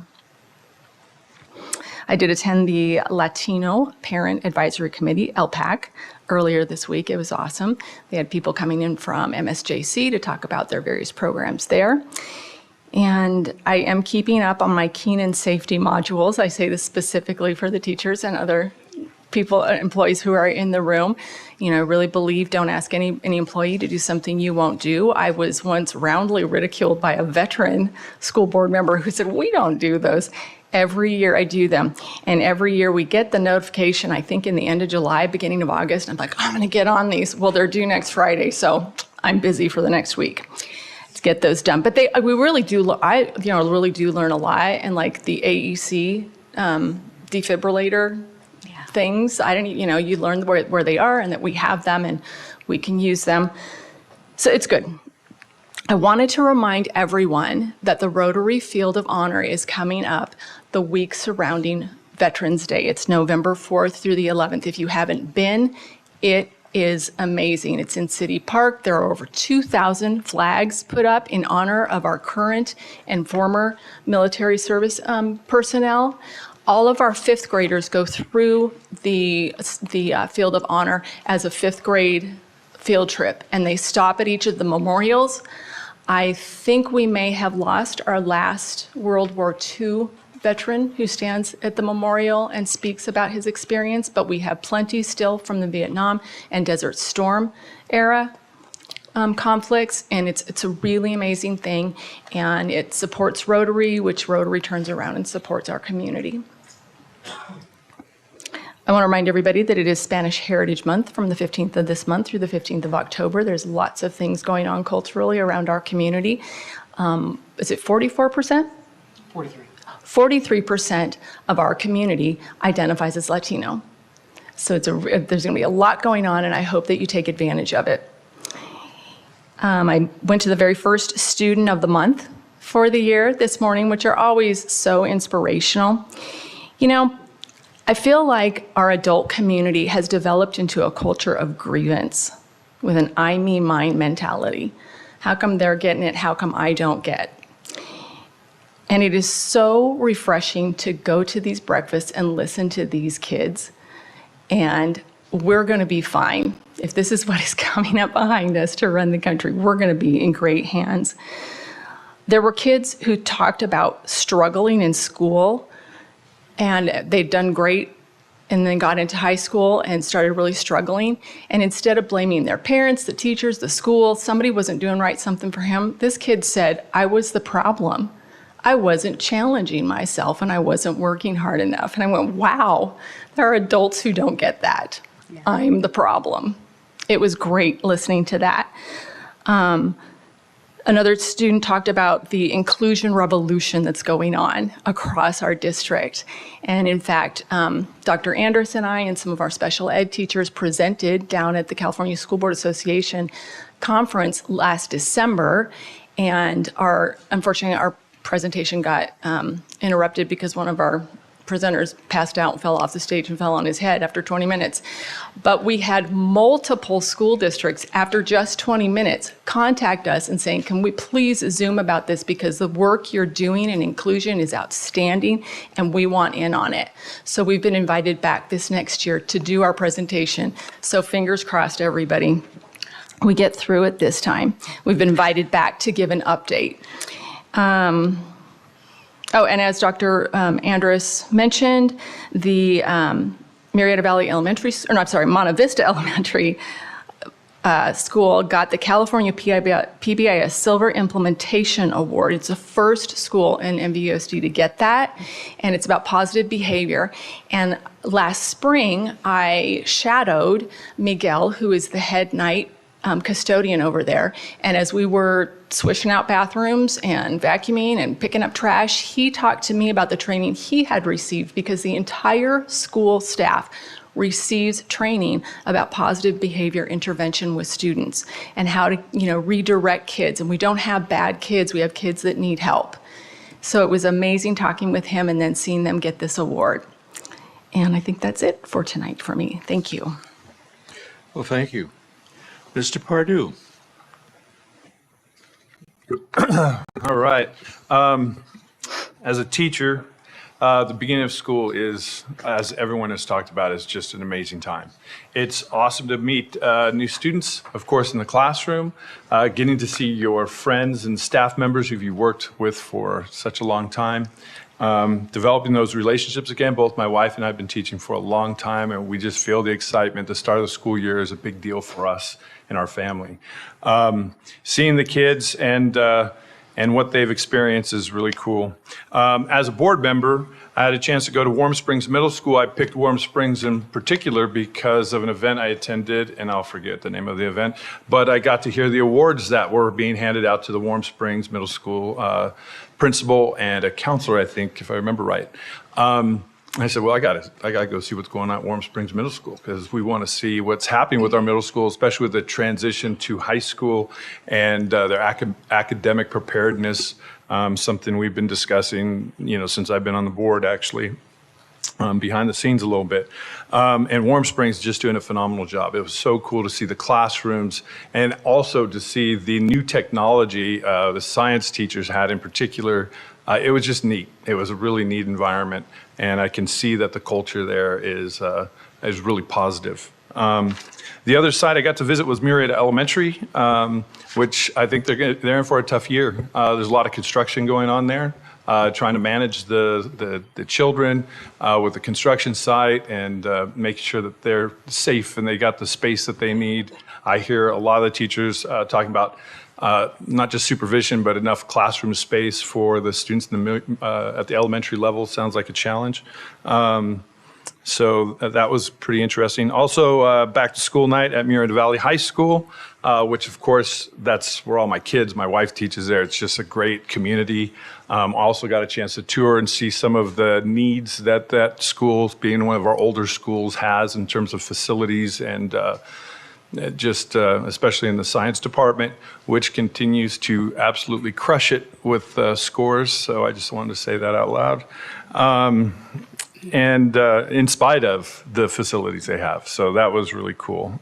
And then I got to go to LPAC as well, the Latino Parents, I think it's Action Committee. I'm a advisory committee. Oh, yeah. And that was interesting, because one of the things that I had pointed out to one of the constituents I spoke with is, as board members, we represent parents. That's our primary function. We don't represent the teachers union. The teachers union has a teachers union. We represent parents. And that means we represent all parents and everyone's perspective on what's going on. So I think that was important, and it's definitely something that I want to make sure that I'm much more engaged in, because it was, as a new board member, I'm feeling my way around. So that was really neat. It was really cool to see. It was so well attended. and so many parents interested in their kids, in the school, and just navigating what's going on at the school. Speaking of starting school and just hearing what's going on, I am in some ways jealous of the kids and the experiences that they have in this modern era. But in other ways, I feel for them. This is a really, really rough time. And that mental health and anxiety is through the roof is no surprise to me. One of the things that I thought about as a teacher, just going through different academic things in the classroom, was noticing that there's a generational difference, right? There was a divide. As I was going through school in the 90s, there was discussion about, well, I've always known, I'm a history guy, so I know a lot about Marxism and how that kind of goes, but there was something called cultural Marxism that was making its way through colleges and universities. And cultural Marxism is just this idea that there's this divide within Western, or to create a divide in Western civilization, so that capitalism, the United States, is this evil creating these great inequalities. And at the time, I was a young guy. Really, I didn't pay that much attention to any of that politics at all. 9/11 was absolutely my wake-up call to politics and becoming an adult who is really informed about what's going on. And that made me wake up to what's happening politically. And again, cultural Marxism, I think, was on the back end of anything I was paying attention to. But our kids were born around that time, as Linda just pointed out. The 2001, my daughter just graduated, was born in 2005. Different times, right? All the way around. When I was a kid, growing up, one of the things that I noted was that I was kind of indoctrinated in a lot of ways, right? You stand for the pledge, patriotic. In fact, one of my favorite shows, some of you guys will remember, Superman, the black and white version. And the guy's flying around, and they end with truth, justice, and the American way. He's going to fight, and he's this great hero. And as a young boy, who's going to run around with my cape, I just thought Superman was so cool. The Lone Ranger and Tonto, Hi-Ho Silver. I mean, it was so cool, fighting crime and Tonto. I learned later the Lone Ranger was actually Bass Reeves, an African-American law enforcement, and Hollywood hid that from me. I found that out, and I found that to be very telling, actually, later as an adult. But the message there was, again, law and order, right? Which in my family, some of you, it doesn't really matter, I'm not going to go that deep, but there was a split. There's a law and order side and then not so much law and order side. And that was a difficult thing to transition for a young man. But that show helped. Little House on the Prairie, what a great show. So many shows back in the day had a moral value and virtue that they were teaching me as a young child. Reading the Hardy Boys, reading books. So thankful for my mother for helping me read. And back then, of course, I had a mild form of dyslexia, so I was always a slow reader. My wife still makes fun of me about that. But I read, and I enjoyed reading, and I became a very good reader, and I ended up becoming a student of history and becoming a teacher myself. Being in high school, there was all kinds of anxiety and social anxiety, but nothing to the level of what the kids face today in high school. And I had one parent approach me and just said that their child was worried about going to school because of all the transgendered ideologies that are going on. It's very common. That wasn't the thing when I was a kid. I didn't have to worry about any of it. I didn't have to question my gender. I didn't have to question relationships. It was what we call heteronormative today. I don't know. It was very simple. But at the same time, it was filled with anxiety, because you're going to have to interact with the opposite sex. I think in 3rd grade, we had to do square dancing, right? And holding a girl's hand was like traumatic in a way. I was like, oh my gosh, I don't know if I can do this.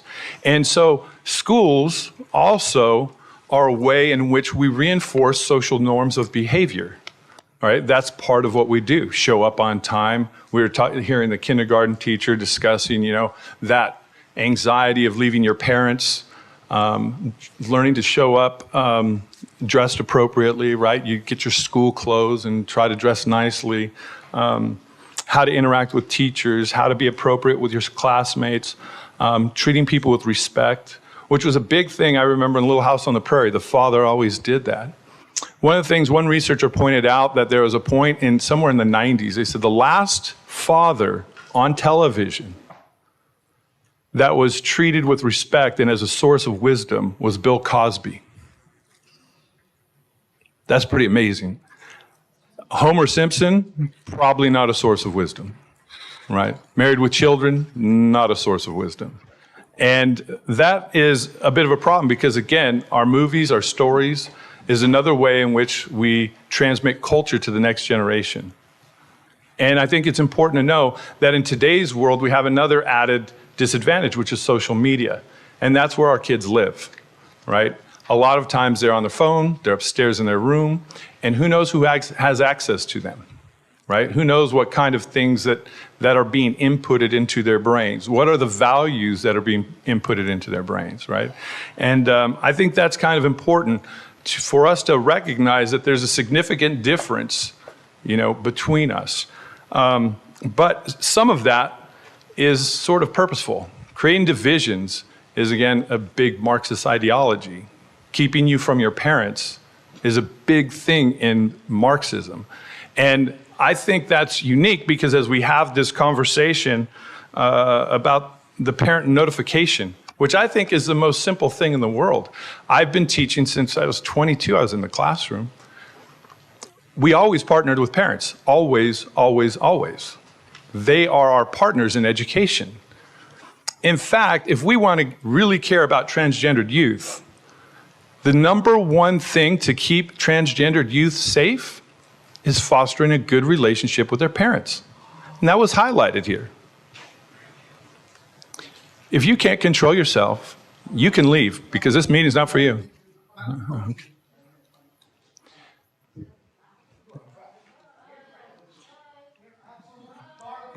Yeah. So one of the things that I notice in our division in this conversation is that on one side we have CTA. We have the state government, we have the governor, we have the AG, and we don't have all teachers. I don't like saying that teachers are against parents because most teachers really are not. It's the activist teachers that are against parents. That's the only group that's really against parents. Because we want to develop a relationship. Parents and teachers should be working together and support teachers. I can tell you my wife has a great relationship with the parents in her classroom. And I think that's just an important thing. I know I do. I want to reach out to my parents and work with them. And I think that's true for most teachers. But on the other side of it, we need to really think about this idea that we're creating a one-party system in our state. Pretty soon we're going to have state-run schools. If you weren't paying attention to all those laws and everything else, that's terrifying. We're not talking about sharing power. In fact, local control was so that the parents in the community can actually decide and come together and have a conversation. You might notice most of the activists got up and left the moment they had to hear from the other side. They're not interested in working with anybody. They want to dictate terms. And if they can't dictate terms, they will contact their governor, the attorney general, and the Democratic Party, basically, who's running our state by a huge margin. And more importantly, when we're talking about funding, I don't know if you know this, but constitutionally, it is wrong for them to fund Murrieta differently than the other districts in our state, and yet they do it. And if the teachers are concerned about their pay, they should contact their rep and CTA and complain to the elected representatives in California, and the CTA has huge leverage over them, and demand that we get paid fairly compared to the other districts. And then we'll have no problem with funding. We'll be able to have kindergarten classes funded well, right? We can have all the things that we want. But that requires you to get active and defend our communities and our children and the taxpayer dollars that should be earmarked for our children. But that's not happening. We're too busy bickering here about something that should be a no-brainer. All right, and that's what Marxism is about, is dividing communities, having us fight against each other for no reason, and I'm disappointed to see it. I'm hopeful we can work together and keep moving to make Murrieta a great school. It's hard for parents to turn around and say, yes, raise my taxes so I can take care of all these issues. Meanwhile, we're going to demonize you and say that you're unfit to even take care of your own children. And we don't want to share any information with you. And that's a stance that's happening right now. We need to change that. Thank you. Thank you, Mr. Purdue.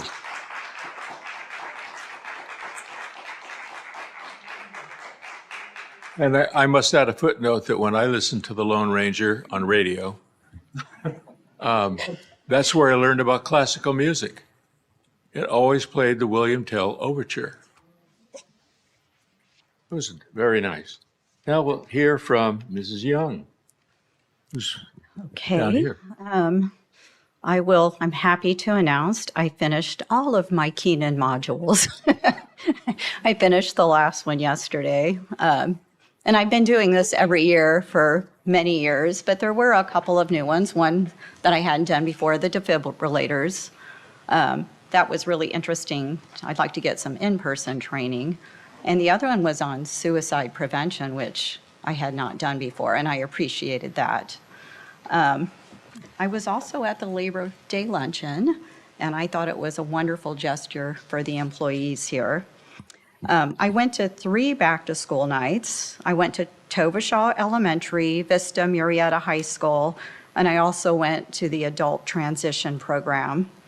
At Tovashaw, I went into a few classes, and all the teachers were giving the parents an overview of the program and explaining, the expectations for students. Like Linda, I really liked the setup at Vista Murrieta. I have my parent point of view and I have my teacher point of view, and I thought it was great from both points of view. I liked the way parents could just walk up to the teachers and chat with them. And I do think it's a much less stressful environment for teachers. But yeah, so I managed to talk to several teachers, some of the administrators, a few students. I went into one of the CTE programs. Anyway, yeah, I would totally recommend that they keep doing it that way. And I was very impressed by the adult transition program. What I've seen in other districts are self-contained classrooms. I have a friend in Temecula who teaches adult transition.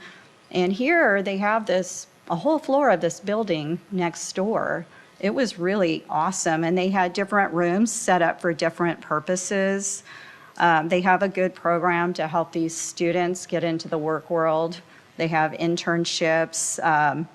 They have another room because a lot of people in adult transition are on the autism spectrum. I happen to know a bit about that from my master's program, but sometimes they can get overstimulated and need a calm place to go to lower that stress level. So they have a room for that. They have therapists. I was just highly impressed. They have regular classroom instruction too. Yeah, I'd never seen that. I did a site visit at Murrieta Valley High School, and I did go into several classrooms. That day it was mostly math. I went into ROTC.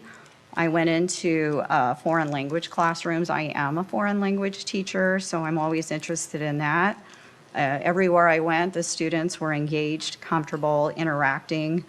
The ROTC class, they were doing an icebreaker where the students were talking about their summers. The kids sitting down were asking them the questions, interacting with them, joking. It was a very comfortable environment. I was at Thompson Middle School yesterday. I mostly went into English. I went into a dance class. The students were having a great time there.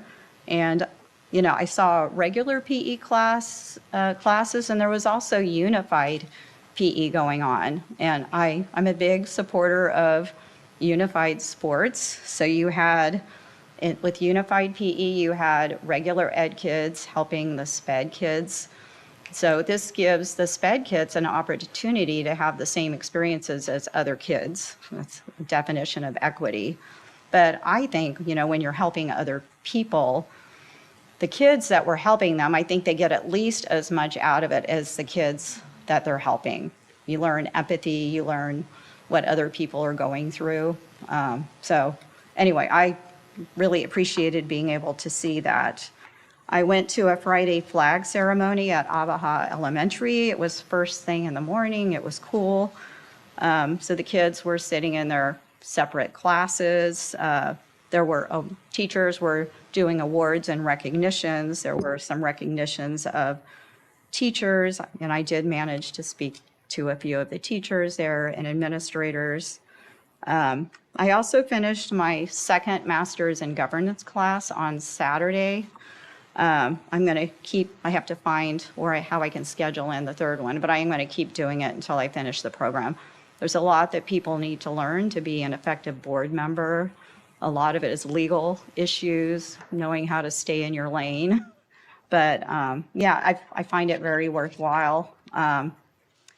I went to the Rotary Luncheon on Monday. I'm also a big supporter of the Rotary Club.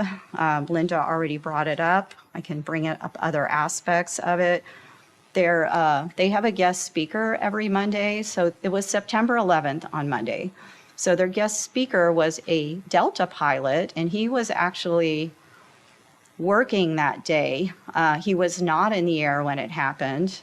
He was in Hawaii and was supposed to fly out later that day. So he ended up having to stay there. And, you know, most of us are old enough. We followed it closely. I did learn some things from him that I hadn't heard before. And yeah, his name is Steve Layton.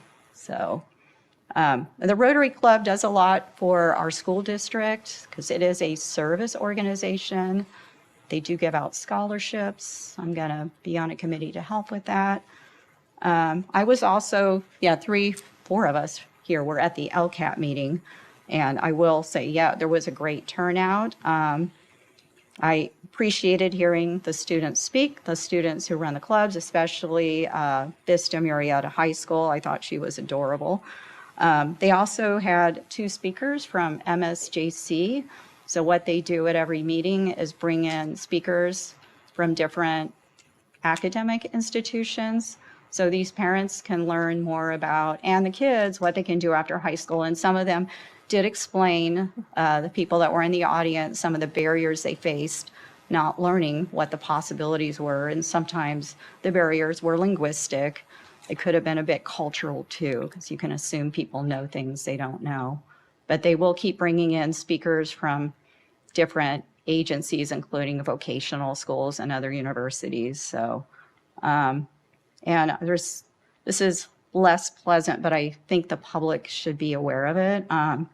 We all of us received an email signed by 260 current Murrieta students, former Murrieta students, and Murrieta parents asking the board to rescind the outing policy. I also got a lot of emails from individuals asking for the same thing. So there is a large segment of the public who does not support this. I am standing by what I said at that meeting, that this policy is cruel, discriminatory, and very likely illegal. On the board, we're supposed to be supporting student learning, student achievement, student well-being. We should be lobbying for more resources for our district. We should be lobbying for more resources for public education. And I do not think, we should be focused on these culture wars issues. It's causing chaos, instability, and it will very likely put our district in financial jeopardy. And that's all I'm going to say about that. So I'm done. Thank you.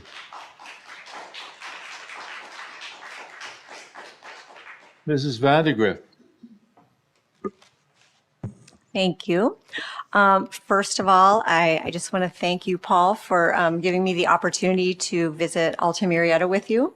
And it was very nice. We arrived and we were greeted very graciously and professionally, and we were shown a couple classrooms, as you mentioned. And it reminded me of when my kids were, younger, and we would go to swimming lessons. And, I would gather up all my kids and, get there, rush to get there on time. And, feeling that, kind of stress of just the deadlines and everything. And being so happy that the teachers who were teaching my kids how to swim were very cheery and joyful and fresh and just giving me that break and allowing me to feel happy that my kids could enjoy the time, with those teachers. So I did have that same feeling there. And it was very clear when we were out on the playground, Paul, that the kids were very excited to see you.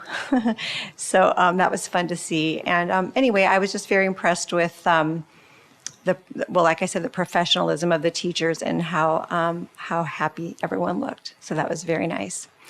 So I'll be brief here. So I know sometimes, when we listen to these public comments, it may seem like there's like what people are talking about maybe doesn't have a connection to education. But I understand why someone might think that when we're talking about medical things. And as you can tell, a lot of our community members have spent a lot of time listening to the perspectives of parents, students, some of the young people who are kind of trying to look in the rearview mirror at something that they consider to have been a mistake in their lives. So this is just from their perspective. And I had my little page number open here.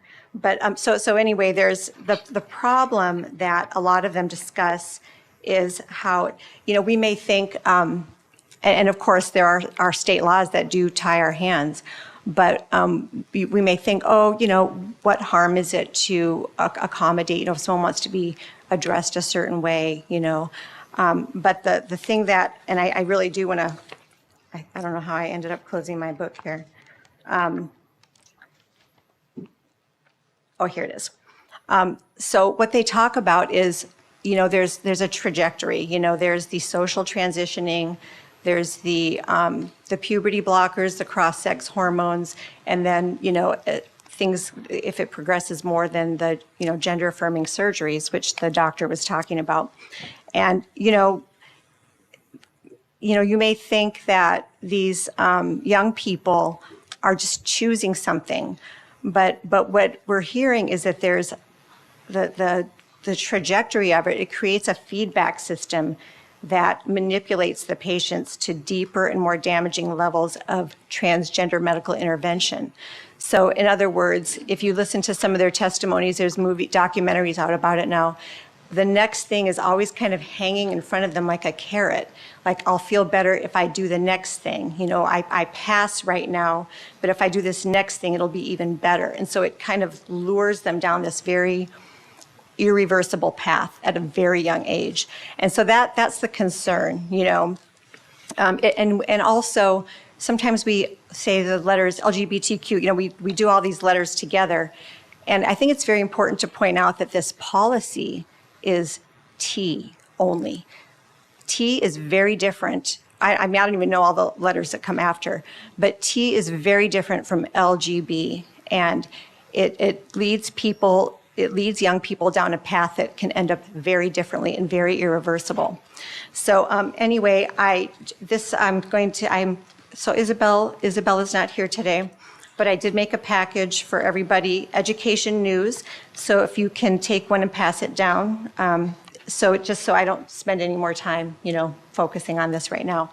And then the last thing that I want to say about the policy, actually, I'm going to pass, I have something for everybody here too. So Dr. Andrus, we had discussed the part of the policy, the bullying part of the policy, and about the discriminatory and the non-discriminatory bullying both being handled through the uniform complaint procedure. So here, Linda, if you can pass these down. Thank you. And I don't know if you guys all saw today in the paper, anybody who's lived here, in 2019, the Murrieta Valley, the bullying case where where the 8th grader died. I don't know if anyone remembers that. Yeah, in 2019.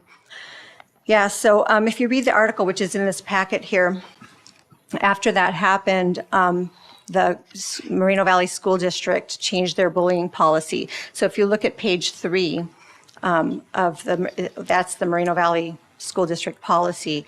It talks about it's similar to our policy that we just adopted in that all complaints go through the uniform complaint procedure. And so I thought that was, I think they said that was to provide more accountability to administrators regarding bullying. So I did talk to a couple people about that, like why was that included in the model policy, and heard different things from different perspectives. But I'm wondering if maybe having all bullying complaints being presented in the same manner with the same accountability is, because in this case, I don't think that this bullying that happened in Moreno Valley would be considered discriminatory. I haven't heard anything about that. But anyway, so I just think that that's probably a very important part of the policy that we just adopted. And I thought there was one other. Oh, so I included our policy, which mirrors the Chino. And let's see here, one other thing, I think.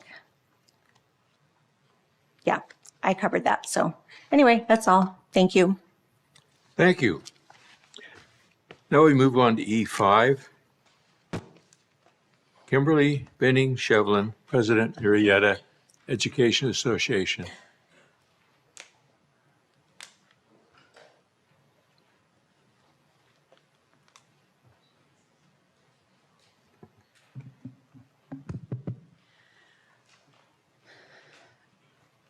Good evening, members of the board, Dr. Andrus, and our guests. The role of educating students often reveals how complicated and interconnected the many decisions made on a daily basis genuinely are. In my report, I'm going to highlight two of these issues: special education programs and elementary class size. Special education is a critical component of Murrieta's educational programs. They are designed to provide specialized support and services to students with disabilities. The district has been moving away from segregated special education classrooms and toward a more inclusive model where students with disabilities are integrated into general education settings to the greatest extent possible. This shift has caused many questions to arise as our educators grapple with this new format. For several years now, Heidi Shoemaker has handled elementary and secondary special education issues for MEA. Many times, the classroom settings and structures are different at the two levels. With that focus in mind, MEA recently elected an elementary special education director to our executive board. We welcome Lupita Solano from Tovashal Elementary to our team, and we know she will hit the ground advocating for her constituents. Class size is also an important factor in elementary education, as it can significantly impact the quality of instruction and the learning experience of young students. Smaller class sizes are generally associated with numerous benefits. They allow teachers to provide more individualized instruction, attention to each student, differentiate for their specific learning needs, and foster a deeper understanding of the curriculum. Smaller classes also facilitate better classroom management, leading to more conducive learning environments. When attempting to negotiate for lower class sizes, sometimes unintended consequences can occur. As school districts do not have unlimited funds, creating smaller class sizes can have an impact on facilities, the ability of parents to send students to the school of their choice, and the proliferation of combination classrooms. District personnel and you guys as board members make many important decisions on a regular basis. There are many choices, and sometimes those choices impact what the future plans for the district can be. We acknowledge those challenges. Education is an investment in the future of our children. Promoting better educational outcomes and lifelong learning success is our goal. I had the opportunity to visit the elementary, middle, and high school PLT training offered by our district and Solution Tree. For some, it was a great refresher course, and for others, it was a brand new experience. I want to thank Mrs. Lunn and Mrs. Young for the reminder about the Keenan due date, because I had forgotten and I'm only about a third of the way done. Oops. Finally, I'd like to say Lashana Tova to all my friends, family, and colleagues who may be celebrating Rosh Hashanah this weekend. Thank you. Now we'll hear from Freddie Mosquise, President of CSEA. Hello, board members, Dr. Enders. I wasn't here last meeting, so I'm going to comment on some of the stuff we got done over the summer. After we TA'd for the 22-23 for the 22-23 school year, we were able to move forward and have discussion about our transportation, and we were able to come up with our transportation pilot program, which seems to be working. I've heard that other districts are inquiring about our language, which is nice to hear because we worked very hard on that. This year is our successor year. So I've started meeting with my group and getting prepared for this. We've also developed an aid committee that we are trying to address their concerns and come up with solutions that benefit them. I'm also excited to attend our Employee of the Year celebration on October 9th at Dorothy McElhaney. I hope to see you guys there. And that's it. Thank you. Thank you. Now we move on to F, consent calendar. Consent calendar items are voted on collectively as a group. Upon board member request, items may be removed from the consent calendar for discussion and individual action. It covers things like acceptance of donations, approval of athletic coaches, approval of out-of-state travel and minutes and things like that that are just routine month after month after month. We lump them all into one package, which is called a consent calendar. Do I have a motion and a second to approve the consent calendar items F1 through F7 So moved. as presented? Oh, sorry. That's all right. I feel the same Where'd way. you go? Get her done. Second. Moved and seconded. Any comments? Hearing none. All in favor? Aye. Any opposed? Hearing none. Motion carries 5-0. G, information items, expanded learning opportunities program, ELOP presentation. Dr. Andrus. So we have some staff coming up to join us here at the podium. This is our Director of Family Services, Kathleen Israelson, and Mr. Rob Lurkins, Principal on Assignment. We have both these two individuals here because really what's happened in our district is we have taken a really important approach to how we use our before and after school funding along with our expanded learning opportunities program. Because what it means is when you go to a school and you need additional support, you really don't know where. There's no distinction, like I'm an after-school latchkey type kid, or I'm just a kid here for extra time. Mm-hmm. The way we're approaching it, all kids are served and all kids are receiving what they need. And on the back end, we're dealing with the funding. I don't know what the magic is back there, but the magic happens right here with these two people. They're going to walk us through what these programs are. So take it away. Thank you. Good evening, board members and Superintendent Dr. Andrus. We know it's late, so we want to thank you very much for your time tonight. We are super excited to share with you a lot of important updates on our ELOP programs. So high quality, intentional, and attainable before and after school programs benefit our families, our children, and our community in many ways. And as we move through our presentation tonight, we will share with you the impact these experiences have on the growth and development of our future leaders. We know that for many families, especially those facing economic uncertainty, quality extracurricular activities, including academic support and out-of-class time supervision, may simply be out of reach. Many times, families do not participate, not because they don't see the value and not because they don't have a need, but because such care is unattainable.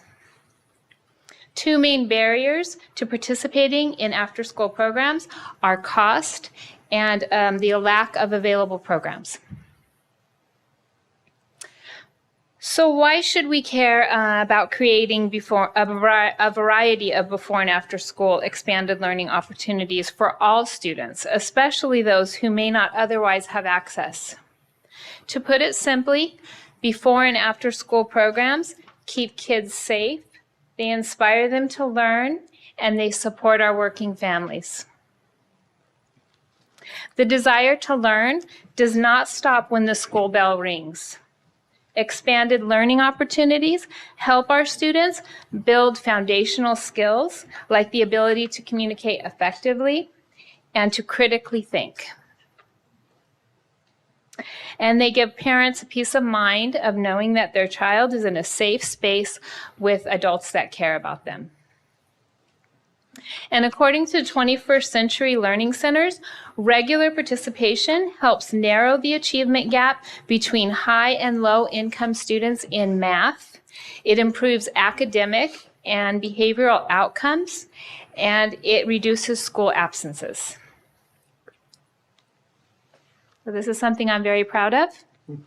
Murrieta Valley's commitment to meeting the needs of our community. So with all of that being said, I think it's important to acknowledge our district's continued commitment to meeting the needs of our community since 1985. From 1985 to 1995, we offered childcare for our K through 5th grade students at every elementary site in the district. This was a tuition-based program for those families who could afford the care. In 1995, for our income and need qualifying families, we contracted with RCOE, which allowed us to offer a limited number of subsidized slots at one of our school sites. In 1999, the first part-day state preschool classroom opened at Avaha, serving 48 3- and 4-year-old children.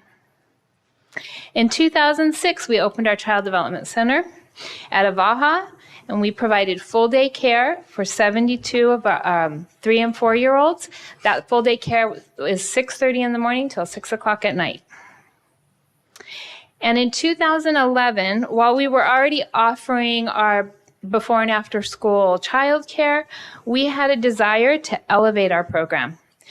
Student enrichment and extended day, or more commonly known as our SEED program, was born, with a new commitment to providing enrichment and academic support and experiences outside of the regular school day for our 5th grade students, for our kindergarten through 5th grade students. And in 2019, we increased our CCTR contract with RCOE, and to better meet the needs of all of our families, began offering tuition-based as well as subsidized care for need and income qualifying families at every elementary school site in our district. So we're very proud of that as well. And in 2022, California provides Expanded Learning Opportunities Program grant to expand and elevate before and after school learning enrichment activities for all students in our community. Great, thank you, Kathleen. So we need to know what the purpose is of our ELOP. Great, another acronym, right, in education, just what we need. But our Expanded Learning Opportunities Program helps the academic, the social, and the physical needs of our unduplicated students. And now you might say, what are the unduplicated pupils or unduplicated students? Those are our students that may qualify in any one of the following programs: free and reduced lunch, foster care, foster youth, or the English language learner program. As you can see at the bottom of the slide there, we do have a great deal of money, which gives us access to these programs, that allows us to do this before and after school, and gives us to take down a lot of the barriers of cost for our parents. And so our families get these opportunities, and it's just a great resource for them. I'm really, really excited. So bringing it all together for MVUSD, what does that mean? So we are fortunate to already have programs in place supporting our students and families beyond the regular school day. So we already had that in place. Now we get to build on it. Our student enrichment and extended day provides enrichment activities and supervision from 6:30 to 6 o'clock at night, including all of our camps. So that's our fall, our winter, our spring, and our summer camps. The addition of the 11 new extended day leads has increased safety and supervision for our SEED programs, as well as the many ELOP activities happening at every site. The addition of our leads has also allowed us to serve more students, which is great. Our ELOP program provides a menu of expanded learning opportunities, which are led by outside agencies as well as MVUSD certificated teachers and staff, providing an array of sports, academics, and small group instruction to support students' academic growth and social health.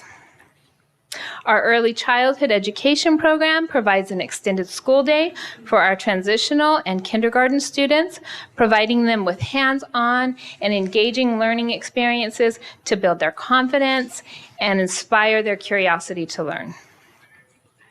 And so SEED, ELOP, the school site, and our early learning education programs should be considered as a single comprehensive program. That's what the umbrella is there. Okay. So before and after school options, we have many ways to serve the needs of all of our families. Family services and ELOP programs are on every elementary site and serve families from 6:30 in the morning till 6 o'clock at night daily. Like I said earlier, that includes all of our camps as well, so it's a 12-month program. And as you can see by the slide, we have many ways to meet the needs of our community.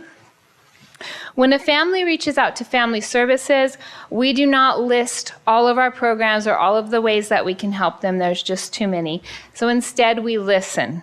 And then we use all of our funding options and all of our program options to meet the needs of that unique family. It's pretty exciting, especially now we have way more ways to meet the needs of our families. And we just gave 5 scenarios there, 5 or 6 scenarios that you can see are just ways that our families we've been able to meet their needs, just depending on. Yeah. And we do all of this with the goal of extending academic and social learning beyond the end of the school day. And like Rob said, we have many options. Okay, so our requirements, there are some requirements for this.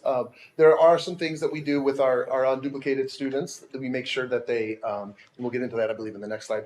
Well, the 9-hour day throughout the school day. So there's a before school and there's an after school component to that. And that gives the 9-hour work day. We also have those intersession days, which we were talking about, like the summer camps. We have Thanksgiving, we have winter time and spring breaks. And so, under the ELOP program or the ELO program, it says that we're supposed to have 30 days of intercession time. We've almost doubled that with 61. So it's just really nice that we've already met that requirement as well. And as you can see, these requirements, when we talk about our requirements, we have in Murrieta, we have below 75% of our population is our unduplicated pupil population. So therefore, we have to offer these programs to all of our TK through 6th grade students first. And we have to let them first have that opportunity to sign up for these programs. And then once that happens, then it can be opened up to all of our students in Murrieta. So that's really nice. We also have a target right now. We have in Murrieta, we have about 5,100 students that are in that unduplicated population. And our target of reaching that 50% enrollment of those students is 2,550 is almost already met with our programs that we're currently using already.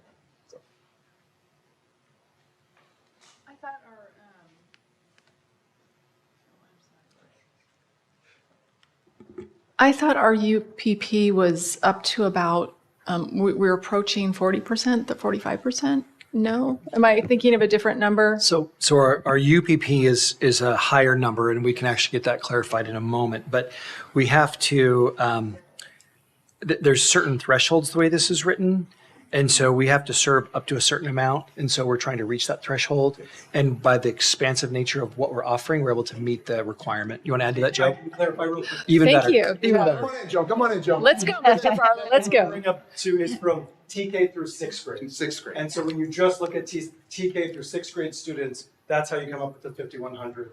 So if you look at us district-wide with 22,000 students, it would be much higher.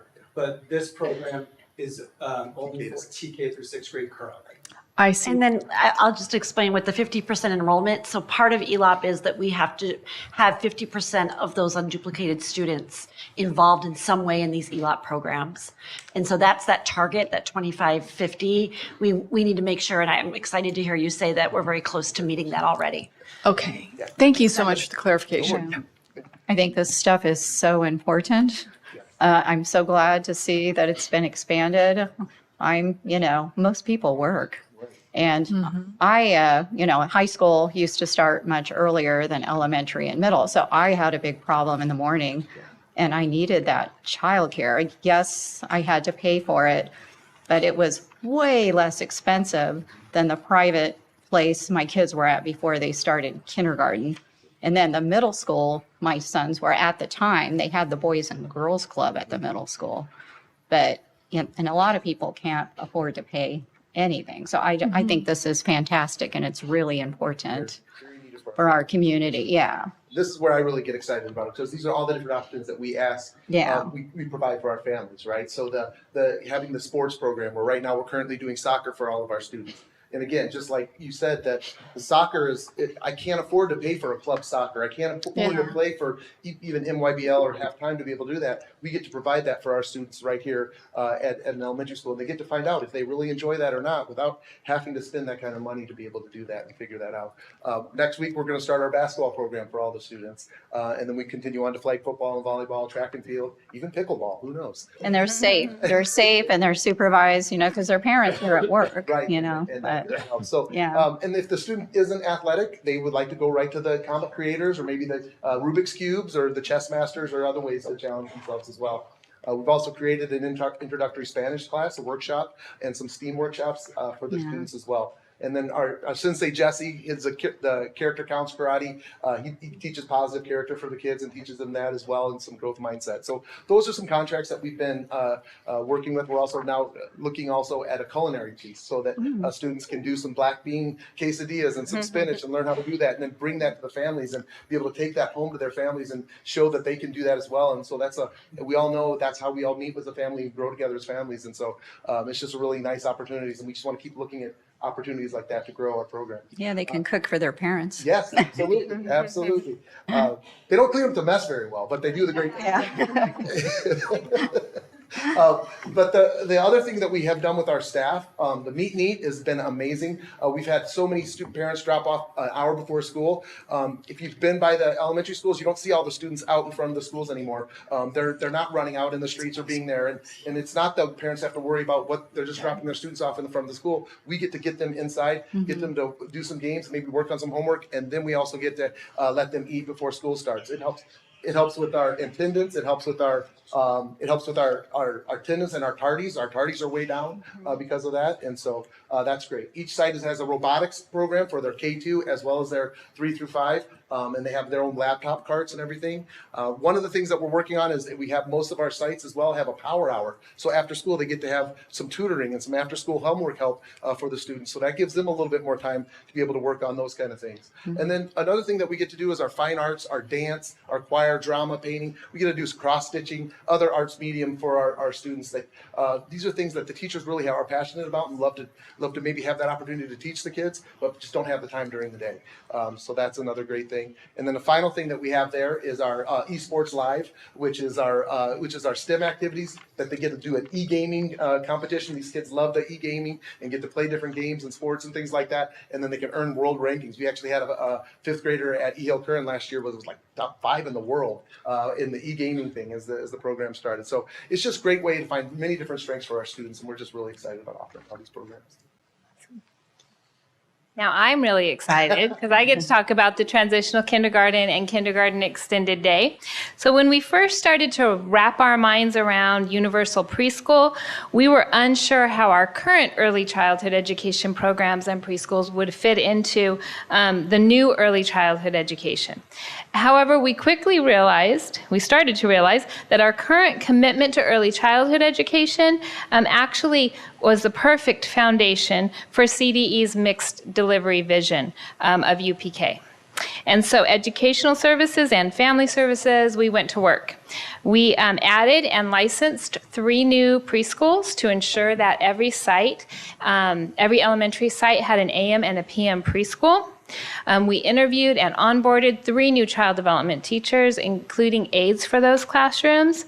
And we coordinated between the school site, our seed programs, and our preschools to provide a well thought out, developmentally appropriate, and meaningful early childhood full school day for our TK and our kinder students.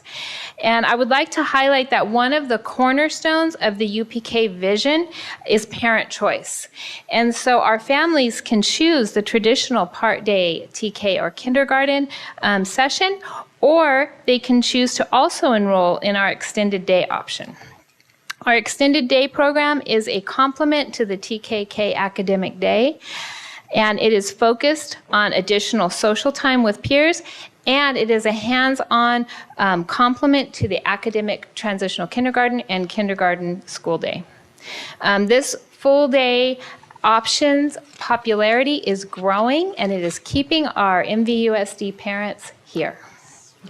Preschool and TK teachers, and we're really excited about this and very proud of this. Our preschool and TK teachers participate in district trainings together, and they are becoming their own unique team dedicated to providing a strong early foundation for school success. So what are our next steps? What are we going to do next? One of the things we're going to institute is our attendance program, because student safety is very important. There are many students going in many different directions, and we want to make sure we know where they're at and what's going on with them. It also adds rewards and ideas of getting them to attend and be able to continue to do these programs. We also want to develop a little menu of choices, maybe a website or a brochure for parents to say, oh, this would be a really good one to go to. Let's try this one. Let's try that one. And be able to market that a little bit better for our program so that we can see, so more parents can know what's coming up and what's going on with our programs.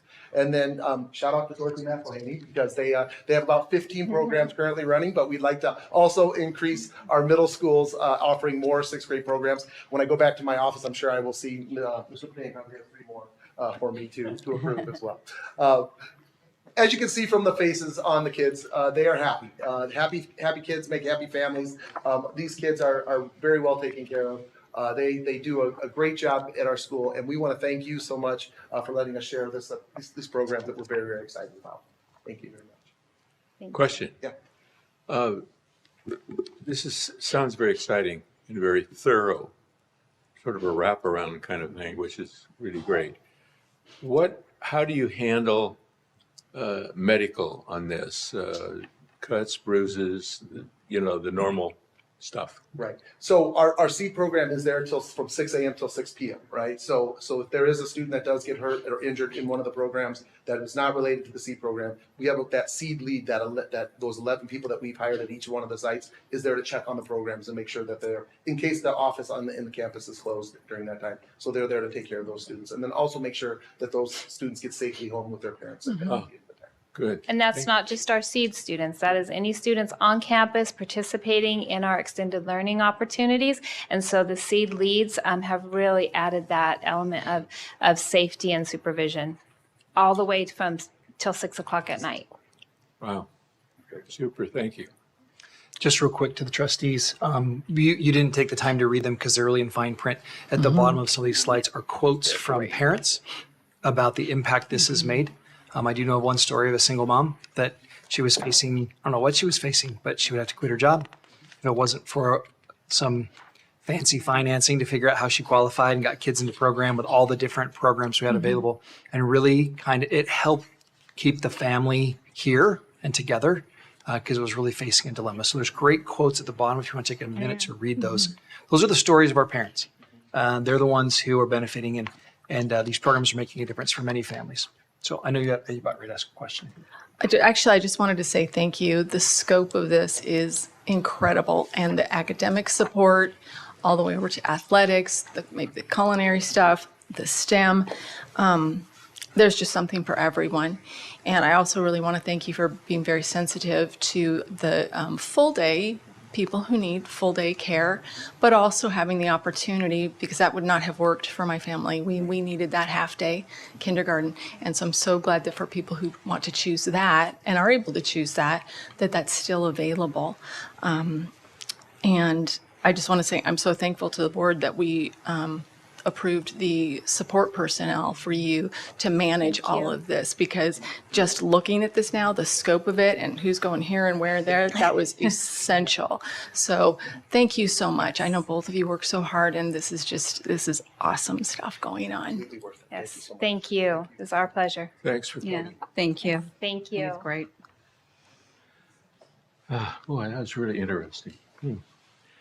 Moving on to G2, this is the approval of contingency fee agreement with France Law Group. Dr. Andrews. So this is the same law group that this district partnered with and employed a couple of years back when they were pursuing the Jewel lawsuit. Okay. This is the same group that does not charge a fee for a class action lawsuit. Formerly, they were able to gather over 1,000 districts across the nation who successfully sued the Jewel Tobacco Company for a little over $1 billion. And we were recipients of that in the neighborhood of approximately $300,000 after they took out their fees when they won the case. This is a similar suit. This time they are pursuing a lawsuit against social media companies who have, in essence, created, there's damage, they'll use the legal term in that phrase, damage, to students, young people in schools, and the impact at school. As we know, any administrator or even teacher will tell you the amount of time that they have to chase down some sort of something that occurred on social media, and it's affecting the operation and function of a school. And so this is a similar suit, similar arrangement. And so here it's presented for the board for consideration for this district to join the class action lawsuit. Great, thank you. This needs a motion. So moved. Second. Did I hear a second? Yes. Oh, thank you. I heard a sneeze at the same time. Thanks, Matt. Been moved and seconded. Any comments? Hearing none. All in favor? Aye. Any opposed? Motion carries 5-0. G3, approval of personnel report. This calls for a motion. So moved. I'll second it. Moved and seconded. Comments? Hearing none. All in favor? Aye. Any opposed? Moving on to G4, motion passes, by the way. Second reading and approval of proposed revisions to Administrative Regulation AR 4127, temporary athletic team coaches. This calls for motion. So moved. Second. Second. Okay, any comments? I do have some comments. First of all, I want to just say how glad I am that we followed the established protocol of a first and second reading on this. I did get some questions on it because apparently now we rush things through, and I don't like that. Good board policy stands up to public scrutiny, and good board policy improves with public scrutiny. When we have to rush or bully something through before we've even had a first reading, before feedback, it's a dead giveaway that wouldn't hold up in this with a strong light shown on it. It signals carelessness and bad governance. This policy is strong, and it's strong because it was written here by our staff for our community. It addresses many perspectives and many needs, and it doesn't have the potential for liability. And when it opened up to public scrutiny, which we did, having a first reading, and then I said, if you have feedback for me, send it my way, it held up and it stood firm. I got no negative feedback on it. Everything I got very little actually, but it was positive feedback on the policy itself. So I am really, really happy that we followed the established protocol of first and second readings and allowed public scrutiny before rushing to vote to approve something. Any other comments? I totally agree with what Linda just said. Yeah, we need to allow time for public feedback. Any other comments? Hearing none. All in favor? Aye. Any opposed?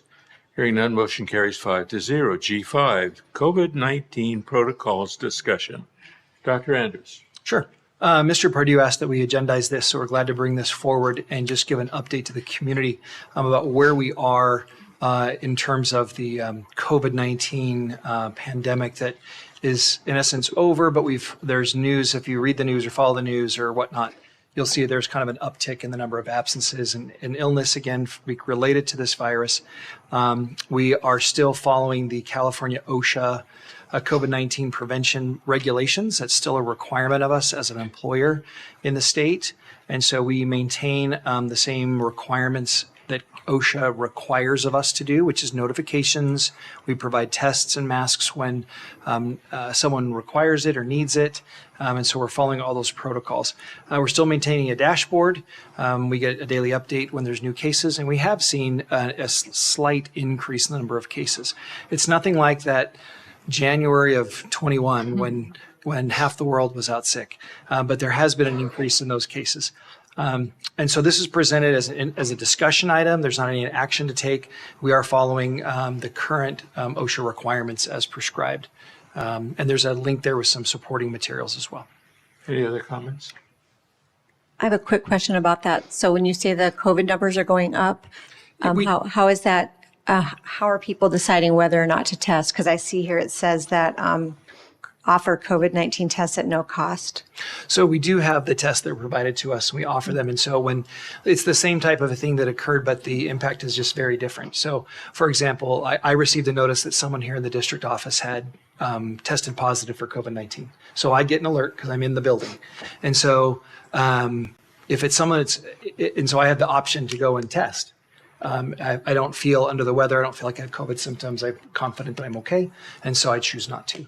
In certain situations, there may be more of a prompt. For example, not in this district, but in a different district, there was a little more. She had one of her students in her class. And so she was asked. It was more of an ask as opposed to an informational item. But still, it was her option.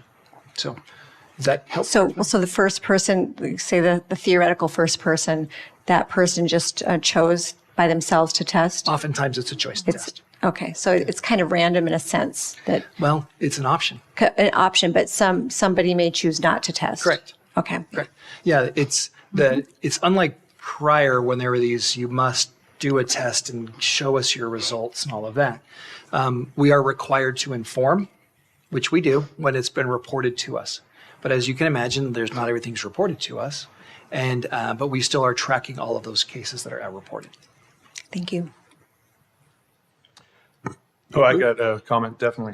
One of the things that I appreciate Linda bringing up is this idea of good governance and making sure that we let the public know what's going on and we have access to everything and we don't get things jammed down our throat. There was a Cochrane report I shared with Dr. Andrus about masking. And one of the things the state of California and apparently the Biden administration has done is shoved masks down our throats in spite of the fact that the science shows that it has no impact on the spread of COVID. And if this policy is being jammed down our throats, I think it's important that we have a discussion about, as a board, what is going to be our policy moving forward if the Biden administration or Governor Newsom, who seems intent on jamming things down our throat, without our input whatsoever, that we might want to think a little bit about what do we do when our governor or our president doesn't follow the science and starts jamming things down our throat. And this is one of the reasons I wanted to have a discussion about it. It was one of the reasons why we had a full room and parents so upset with their rights being violated, with their children being treated like they were, had all kinds of problems. We are dealing with the aftermath of masking our children and all the gaps in their education. And yet we have politicians ignoring science and looking to jam this down our throat again. And so I think it's important as educators that we stop and consider what were the outcomes of our masking policies in the past? How can we avoid those same problems? And there's a number of places across the world, to be honest with you, where there's tons of data on what happened with COVID and what we can do to deal with the situation. Our government doesn't seem interested in looking at that data. They seem more interested in just forcing things on top of us. And I think that's really an important element to us having this conversation about our COVID response. What is that in the form of an idea, or what would you propose? I would propose at this point anyway that we will make sure that we are not going to require masking of any of our students or staff with the given information that we know about COVID in light of the science and the data that has been presented. Okay. Would you be willing to bring that up at another? The question I have is, do we need to establish a policy that states that, or are we going to be reactionary to what the state does? I wasn't on the board the last time, but I know part of the reason I'm on the board now is because the parents in this community were really upset about how things were forced upon them. I think it would be interesting to kind of revisit the legal part of it too, because I'm a little fuzzy on. I remember a case that had to do with. I don't know which OSHA it was, but didn't one of those end up at the Supreme Court? It was kind of a narrowly decided decision, and I don't remember which one it is, but I think it would be interesting because isn't the county public health, like CDC is guidance, isn't county public health? I'm not even sure about this, but I think it's guidance. And then if there's a state of emergency, I mean, I know there was some case where they took, a couple of the California legislators took the Newsom administration to court, and I think there was a favorable ruling, but it just seems like maybe we can get some legal clarification as to where we stand on that and what our options may be. Well, the dictatorial tendencies of our governor, I would think we're going to be in the same situation we are with our lack of funding for our teachers, our classrooms, and all the things that we see here in the district. And in addition to us passing parental rights, we're getting attacked by that. And I think legal representation that's willing to fight the state apparently seems in order just because they are completely dictatorial. They do not care about the Constitution, our rights, and they don't seem to care about the citizens of Murrieta. Okay, I have a couple of things to say. I think it was Yogi Bear who used to advise Boo Boo Bear, you got to be smarter than the average bear. Saw an article that said outbreaks of COVID in LAUSD are up 43%. Oh my God, what? We're going to have school closures. We're going to have masks again. Blah, blah, blah, blah. So settle down, Chicken Little. The sky is not falling. If you look at the numbers, there are 422,000 students in LAUSD. There are 38,300 employees in LAUSD, which is a total of 460,300 people in LAUSD. A couple weeks ago, they had 23 cases. The next week, they had 10 more, which is your 43% increase. So 33 COVID cases in LAUSD with over 460,000 people. Settle down. There's an uptick. There's an uptick at the end of this summer every year, and then we get through it. And I'll point out that 97% of our community has some form of immunity, whether they've had COVID or they've been vaccinated. It simply isn't the situation that it was before. And I'm just going to go full throttle tonight because every second that you sit up here on this dais and grandstand with your political fear-mongering and personal religious beliefs is a second you are taking away from us talking about how to improve the educational experiences, learning, and achievement of our students. And it's a wasted taxpayer dollar for every second that passes. If you want to fight Sacramento, rock on. Go do it. Do it on your dime. Not on the backs of our children and not on our taxpayer dollars. Pay for yourself. Go on YouTube, get a podcast, run for assembly, but leave our students out of it. Leave our kids alone. Stop wasting our opportunities, their opportunities, and our taxpayer money. I am here for one reason and one reason only, and that's to give students the best opportunities possible from an educational experience. And I'm here to provide the best possible teaching tools to our staff. I'm not here to push my political or my religious beliefs on anyone, especially not the thousands of students who are depending on us to give them a chance to succeed.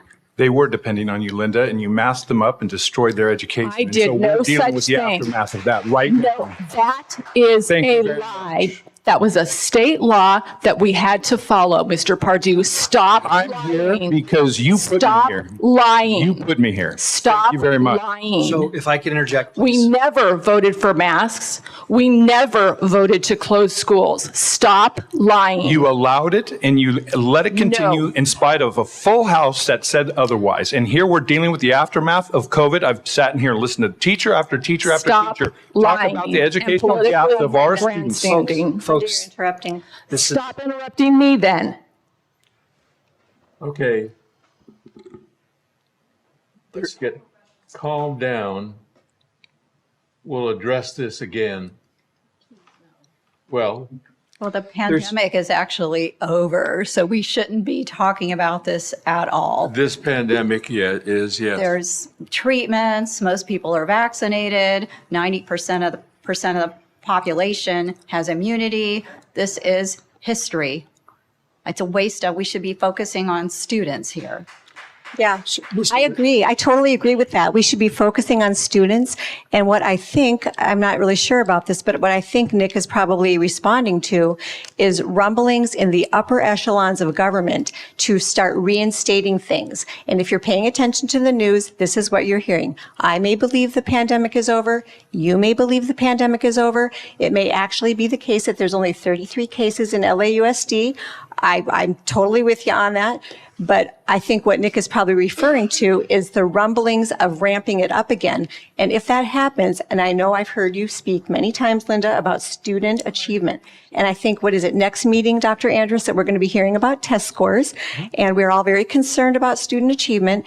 And we all know that the last thing we need is to have school closures, kids being sent home or being forced to go to school under conditions that they and their parents are not wanting. And Nick is just trying to be proactive as we're hearing these things coming out of the government and all we're doing is discussing what might we do in the event that these orders start coming out again. That's all we're talking about. Dr. Andrews, have we heard anything from the California State Department of Health about this? Have we heard anything coming out of Sacramento about this? Have there been any indication that we're going to go back to masking and school closures?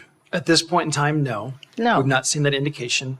We've not had any adjustments or recommendations for adjustments for increasing any sort of a requirement.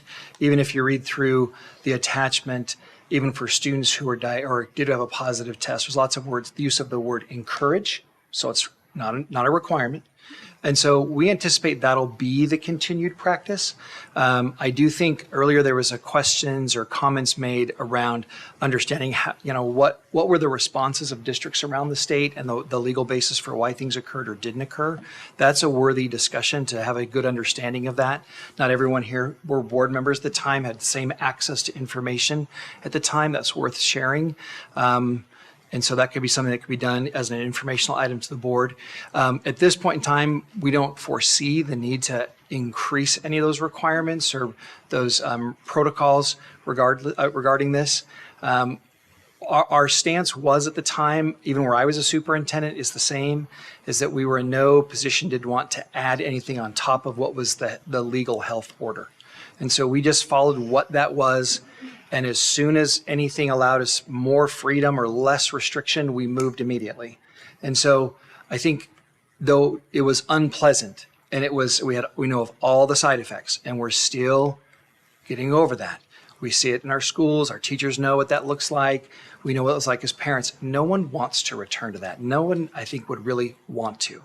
And so we'll do all we can to mitigate that. So as a reminder, make sure you wash your hands, folks. Yeah. If you're into vaccines, get them. or live a healthy lifestyle or whatever it is that you do to keep yourself healthy, we encourage that. If you're feeling sick, please stay home to limit the spread of any illness. So I think that would be a worthy cause to share with the trustees some additional information so you can read and consume on your own at your leisure. And should the question arise, there's probably an opportunity to issue a statement or a joint letter or a signed letter that, if we need to, that would just at least state our position, like this is our stance. We also believe in being law-abiding citizens to the great extent possible, and that becomes the question I think, Nick, you're referring to, is like, where's the legality of the question? So I think at this point in time, like, we're not in danger. Nothing's coming at us. We've heard no indication of that. I attend a weekly superintendent's call from across the state, and so that information comes very quickly to us. Other members of this team attend other meetings regularly that include health department officials, because on occasion there's an adjustment. And in recent years, it's been like a relaxation, so we can amend our rules. And so that's what it's still been. And so we're just keeping that up to date and current. So, but there is opportunity, I think, to share some additional information. Yeah, the one thing I just want to clarify is the whole idea is to protect our kids. And there's a lot of concerned families. There's a lot of concerned community members about what's happened to our children with regards to vaccines, with regards to masking. We're still pretty traumatized by what did happen. A lot of people lost their jobs and livelihoods and businesses and everything. It was a terrible experience. And I think we need to be proactive in our approach. That's the bottom line. Well, I think it's something that needs to be discussed at some point, again, with, like you say, with some information and no name calling. No name calling. If we expect the audience to behave, then I think it's important for us to set a model for that. But I like the idea of bringing a information in. Yeah, we can gather some more information for you and share it with the board. That'd be great. Moving on to G6. Public hearing regarding the proposed adoption of resolution number 23/24-04, pupil textbooks and instructional materials compliance for fiscal year 23-24. I hereby open the public hearing at 8:36 p.m. Do we have any comments or questions? We don't have any shortages of materials, right? Correct. So there's no issue. That's exciting. Yeah. I hereby close the public hearing at 8:36. Everything should be so easy. Yeah. G7, adoption of resolution number 23/24-04, pupil textbooks and instructional materials compliance for fiscal year 2023/2024. This calls for a motion. So moved. Second. It's been moved and seconded. Any comments? Hearing none. All in favor? Aye. Aye. Aye. Any opposed? Motion carries 5-0. Moving to G8, approval of 2022/23 unaudited actuals financial statement. This calls for a motion. So moved. Second. Moved and seconded. Any comments? I read through every single page. It was really long. Okay, we're going to have a test. I did not memorize anything. Great. Any other comments? All in favor? Aye. Any opposed? Hearing none, motion carries. G9, adoption of resolution number 23/24-05, appropriations due to the reconciliation of the 2022/23 estimated ending fund balances to the 2022/23 unaudited actuals ending fund balance. Call for a motion. So moved. I'll second it. Moved and seconded. Any comments? Hearing none, all in favor? Aye. Any opposed? Motion carries 5-0. G10, adoption of resolution number 23/24-06 to establish a district GAN limit for fiscal year 2023/24. This calls for a motion. So moved. Second. Moved and seconded. Any comments? I looked up what exactly that meant. So, yeah. Cool. Yeah. All in favor? Aye. Any opposed? Hearing none, motion carries. G11, review of associated student body financial reports for the quarter ended June 30th, 2023. The board has received this report for review. I would like to ask a question about this. It seemed like the totals, balances on hand for all of the ASBs was really high. And Mr. Whittington isn't here, is he? Yeah, he is. Yeah, the balance is, There we go. the combined balance is high. It's actually less than it was this time last year. Yeah. So they're spending it down. They're spent, and we do have we do try to encourage them to spend this down, right? Because I know I came up through PTA, and we had it wasn't a rule, but it was an absolute commitment that whatever money we fundraised from our parents during that school year got spent during that school year, with a small amount left for rollover to get the next year started. Because it wasn't fair for fifth grade parents to fundraise and sell all kinds of C's candy or wrapping paper or whatever it was, and have the PTA just bank it, like a savings account. So I am concerned about the high balances. And I'm hoping that some of that is, we are encouraging students, if we can't, I know we can't require them, but let's encourage them to get that spent down on the students that are here right now. Because I know, that ASB money, I paid that. So, yeah. We always encourage them to spend it on the kids that are there that year. The high schools tend to carry a little bit larger balances. There's the class account that gets donated down. And then they also have, they're also prepping for stuff like football. It's going to start over the summer. So they have to do some purchases to get some equipment and all that kind of stuff off the ground. So some of those balances are kind of intentionally held into the summer. Because this is the June 30th balance. So it's the June 30th balance, which then gets spent a little bit in the summer and then mostly during the academic year. And they also have, in the case of the high schools, they also have a junior gift to the senior class, which takes up a good chunk of change. Right, and so they'll make that donation of whatever is left over, and then it'll be a marquee or whatever it is, and that purchase doesn't usually happen before June 30th. It happens sometime during the year, and so that'll be a portion of it too. So I'm on the Sister City Board in Temecula, and we ran into that one year. They thought, for nonprofit, you're supposed to spend the money. They didn't think we were spending enough money, and they kind of pulled back our funding for a year. Part of it was we were kind of working on one exchange that was on a 2-year cycle, but yeah, it's not like our private bank accounts. And in some ways, I know from a coaching perspective, the money that once, let's say you're a senior and the money wasn't spent, but when they were a freshman, they were spending senior money, if that makes sense. I've always thought that it's very difficult to run a program, and you're right up there, especially when you're running a year-round program like many of our sports teams do. Most of them, yeah. And it's that's difficult to be right on the button. In fact, it becomes really burdensome if you're trying to save up money for a really big purchase. And granted, in that situation, shooting machines or something like that.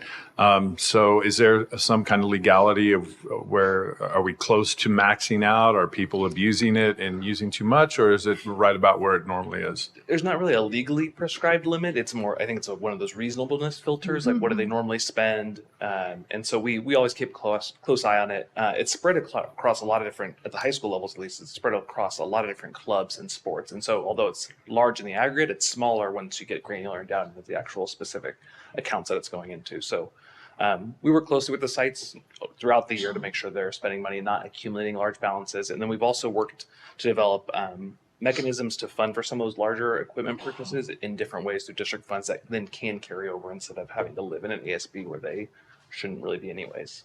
And they probably need to start the year with money. Yeah. So you need to have money at the beginning of the year. Even some of our sports in the winter time, they have to make their order of jerseys and gear and all that stuff in summer months. So they need the money on hand to make those orders to keep going. So, Great. Thank you. Of course. Thank you. Thank you. G12, review of investment report for the quarter ending June 30th, 2023. The board has received this report for review. J. adjournment. I call for a motion and a second to adjourn the Board of Education meeting at 8:33 p.m. So moved. I'll second it. Moved and seconded. Any comments? Hearing none. All in favor? Aye. Any opposed? Motion carries. Good evening. Thank you.